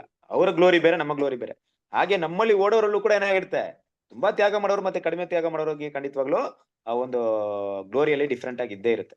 ಅದೇನು ದೇವ್ರ ಮಕ್ಕಳು ನಮ್ಮ ಆಲೋಚನೆ ಗಮನಿಸೋಣ. ಏನ್ ಆಲೋಚನೆ ಮಾಡ್ತಾ ಇದೀವಿ, ಏನ್ ಯೋಚಿಸ್ತಾ ಇದೀವಿ, ಬುದ್ಧಿವಂತಿಕೆಯಿಂದ, ಜ್ಞಾನದಿಂದ ನಾವು ಏನು ಮನಸ್ಸಲ್ಲಿ ಬಿತ್ತುತ್ತೀವೋ, ನಮ್ಮ ಏನು ವಿಷಯಗಳನ್ನ ಮನಸ್ಸಲ್ಲಿ ಬಿತ್ತೀವೋ ಅದೇ ನಾವು ಕೊಯ್ತೀವಿ. ಅದೇ ಫಲವಾಗಿ ಮಾರ್ಪಡುತ್ತೆ. ನಾನು ಬಿತ್ತುವಂತ ಆಲೋಚನೆಗಳೇ ಫಲವಾಗಿ ಕೊಡುತ್ತೆ ಅನ್ನೋದನ್ನ ಮನಸ್ಸಲ್ಲಿ ಇಟ್ಕೊಂಡು ದೇವ್ರ ದೃಷ್ಟಿಯಲ್ಲಿ ಮೆಚ್ಚಿಯಾಗಿ ನಡೆಯೋದಕ್ಕೆ ದೇವರು ನಮ್ಗೆ ಕೃಪೆ ಕೊಡ್ಲಿ. ಕೊನೆಯದಾಗಿ ನಾವು ಪ್ರಾರ್ಥನೆ ಮಾಡಿ ಈ ಒಂದು ಪಾಠವನ್ನ ಮುಗಿಸೋಣ. ನಮ್ಮ ಮಧ್ಯದಲ್ಲಿರುವಂತ ಓಕೆ ಶ್ರೀಕಾಂತ್ ಬ್ರದರ್ ಪ್ರಾರ್ಥನೆ ಮಾಡ್ತೀರಾ? ಹಾ ಬ್ರದರ್, ಮಾಡ್ತೀನಿ ಬ್ರದರ್. ಕಿಟಕಿ ಮುಚ್ಚು. ಪ್ರಾರ್ಥನೆ ಮಾಡ್ಕೊಳ್ಳೋಣ. ಪರಿಶುದ್ಧನು ಮಹೋನ್ನತನು ಸರ್ವ ಸೃಷ್ಟಿಕರ್ತನಾದ ನಮ್ಮ ಪರಲೋಕ ತಂದೆ ದೇವ್ರೆ, ಅಪ್ಪ ಈ ಒಂದು ಸಂಜೆ ವೇಳೆಯಲ್ಲಿ ಸ್ವಾಮಿ ನಿಮ್ಮ ಕೃಪೆಯಿಂದ ದೇವರೇ ಸತ್ಯವನ್ನು ತಿಳಿಸ್ತಾ ದೇವರೇ ನಮ್ಮನ್ನು ಎಚ್ಚರಿಸ್ತಾ ಪ್ರತಿ ಕ್ಷಣವನ್ನು ಸ್ವಾಮಿ ನಾವ್ ಏನ್ ಮಾಡ್ತಾ ಇದೀವಿ, ನಾವ್ ಹೇಗ್ ನಡೀತಿದೀವಿ, ನಾವ್ ಹೇಗ್ ಜೀವಿಸ್ತಾ ಇದೀವಿ ಅಂದ್ರೆ ದೇವ್ರೆ ಅಪ್ಪ ನಾವು ಸುಮ್ನೆ ಓಡ್ತದೆ ಸ್ವಾಮಿ, ಜನರು ಓಡ್ತದಾರಂತ ನಾವು ಓಡ್ತಾ ದೇವ್ರೆ, ಹಾಗೆ ಓಡೋದಲ್ಲ ದೇವ್ರೆ. ತಿಳ್ಕೊಂಡು ಅರ್ಥ ಮಾಡ್ಕೊಂಡು ಸರಿಯಾದ ದಾರಿಯಲ್ಲಿ ನಡೆದು ನಮ್ಮ ಓಟವನ್ನು ಚಿರಚಿತ್ತವಾಗಿ ಮುಡಿಸ್ಲಿಕ್ಕೆ ಕೃಪೆ ಮಾಡ್ರಿ ದೇವ್ರೆ. ನಮ್ಮಲ್ಲಿರುವಂತ ಕೆಟ್ಟ ಸ್ವಭಾವಗಳನ್ನು ಕೆಟ್ಟ ಆಲೋಚನೆಗಳನ್ನು ದೇವ್ರೆ ತೆಗೆದುಹಾಕಿ ಅಪ್ಪ ಪರಿಶುದ್ಧರಾಗಿದ್ದು ದೇವ್ರೆ, ನಾವು ನೀತಿವಂತರಾಗಿದ್ದು ದೇವ್ರೆ ನಿನ್ನಲ್ಲಿ ನಡೀಲಿಕ್ಕೆ ನಾವ್ ಹೇಗಿದೀವಿ ಅಂತ ಪ್ರತಿದಿನ ಪರೀಕ್ಷಿಸಿ ಕೃಪೆ ಮಾಡ್ರಪ್ಪ ದೇವ್ರೆ. ತಂದೆ ಆದೇವ್ರೆ, ಒಂದು ಊಟ ತಿನ್ನುವಾಗ ದೇವ್ರೆ ನಾವು ಇದು ಚೆನ್ನಾಗಿಲ್ಲೋ ಇದು ಚೆನ್ನಾಗೈತಲ್ಲ ಅಂತ ನಾವ್ ಎಷ್ಟು ಪರೀಕ್ಷೆ ಮಾಡ್ತೀವಿ. ಹಾಗೆ ದೇವ್ರೆ ನಮ್ಮ ದೇಹಕ್ಕೆ ಬರುವಂತ ವಾಕ್ಯಗಳನ್ನ ದೇವ್ರೆ ನಾವು ಹೇಗ್ ನಡಿಬೇಕು ಅನ್ನೋದಾಗಿ ನಮ್ಗೆ ಪ್ರತಿದಿನನ್ನು ತಿಳಿಯಪಡಿಸು. ಹಾಗೆ ಬ್ರದರ್ ಸ್ವಾಮಿ ಪ್ರತಿದಿನನು ಅವರು ಸಮಯ ಕೊಟ್ಟು ನಮಗೆ ತಿಳಿಯಪಡಿಸ್ತಾರೆ ದೇವ್ರೆ. ಹಾಗೆ ಸಹೋದರರ ಮೂಲಕವಾಗಿ ನಾವು ತಿಳ್ಕೊಂಡು ಅರ್ಥ ಮಾಡ್ಕೊಂಡು ನಡಿಲಿಕ್ಕೆ ಕೃಪೆ ಮಾಡು ದೇವ್ರೆ. ನಾವು ಬಂದಿದೀವಿ ಬಂದ್ವಿ ಸುಮ್ನೆ ಹೋಗೋಣ ಅಂತ ಹೋಗೋ ಜೀವನವನ್ನು ನಾವು ಮಾಡೋದ್ ಬೇಡ ದೇವ್ರೆ. ಪ್ರತಿಯೊಂದು ಸಹೋದರರು ಎಚ್ಚರವಾಗಿದ್ದು ಜಾಗೃತಿ ಇದ್ದು ತಿಳ್ಕೊಂಡು ಅರ್ಥ ಮಾಡಿಕೊಳ್ಳಲಿಕ್ಕೆ ಸಹಾಯ ಮಾಡ್ರಿ. ಎಲ್ಲಾ ಸಹೋದರನ್ನ ಎಚ್ಚರಿಸ್ರಿ, ಎಲ್ಲಾ ಸಹೋದರನ್ನು ಬಲಪಡಿಸ್ರಿ ಅಪ್ಪ. ಎಲ್ಲರೂ ಬಲಹೀನತೆ ತೆಗೆದಾಕಿ ಅವ್ರನ್ನ ಬಲಪಡಿಸ್ರಿ ಎಂಬುದಾಗಿ ಬೇಡ್ಕೊಳ್ತೀನಪ್ಪ ಈ ಸಂಜೆ ವೇಳೆ ದೇವ್ರೆ. ಆನ್ಲೈನ್ ಕ್ಲಾಸು ದೇವ್ರೆ, ಯಾರೋ ಸಹೋದರ ಅನ್ಬೋದು ಏನ್ ಆನ್ಲೈನ್ ಕ್ಲಾಸ್ ಅಲ್ಲಿ ಅಂತದ್ ಏನಿದೆ ಅಂತ ಕೇಳ್ತಾರೆ ದೇವ್ರೆ. ಆದ್ರೂ ಕೂಡ ಇದರಲ್ಲಿ ನಾವು ಕಿವಿಗೊಟ್ಟು ಕೇಳಿ ಅದ್ರ ಸರಿಯಾಗಿ ತಿಳ್ಕೊಂಡು ಅರ್ಥ ಮಾಡ್ಕೊಂಡು ಜೀವನ ಮಾಡಿದ ದೇವ್ರೆ, ಅದು ನಮ್ಮ ಜೀವನವನ್ನು ಸರಿಯಾಗಿ ದೇವ್ರೆ ನಡೆಸ್ತೈತೆ ಎಂಬುದಾಗಿ ನಾವು ನಂಬ್ತಿದ್ದೇವ್ರೆ. ಹಾಗಿದ್ರೆ ಸಮಯಕ್ಕಾಗಿ ಸ್ತೋತ್ರ. ಎಲ್ಲಾ ಸಹೋದರನ್ನು ಇನ್ನೊಂದು ರೀತಿಯಾಗಿ ಅನಾರೋಗ್ಯದಲ್ಲಿ ಕಷ್ಟದಲ್ಲಿ ಇದ್ದಂತರನ್ನ ಆಶ್ವಾಸಿಸಿ ಅದೇ ಎಲ್ಲಾ ಸಹೋದರನು ಎಚ್ಚರವಾಗಿದ್ದು ಈ ಮೊಬೈಲಲ್ಲಿ ಅಪ್ಪ ತಿಳ್ಕೊಳ್ಳುವಂತೆ ಅರ್ಥ ಮಾಡ್ಕೊಳ್ಳುವಂತೆ ಕೃಪೆ ಮಾಡ್ರಿ. ಹಾಗೆ ಬ್ರದರ್ನು ಅವರ ಕುಟುಂಬವನ್ನು ಮಕ್ಕಳನ್ನು ಇನ್ನೂ ಅನೇಕ ವಿಚಾರದಲ್ಲಿ ಬಲಪಡಿಸ್ರಿ, ಅವರು ಸೇವೆ ಮಾಡೋದಕ್ಕೆ ಕೃಪೆ ಮಾಡ್ರಿ. ಇಲ್ಲಿವರೆಗೂ ತಾಳ್ಮೆಯಿಂದ ಕೇಳಿ ನಡೆಸಿದಕ್ಕಾಗಿ ಸ್ತೋತ್ರ. ಈ ಚಿಕ್ಕ ಪ್ರಾರ್ಥನೆ ರಕ್ಷಕನಾದ ಯೇಸುವಿನ ಹೆಸರಲ್ಲಿ ತಂದೆ, ಆಮೇನ್. ಆಮೇನ್ ಆಮೇನ್.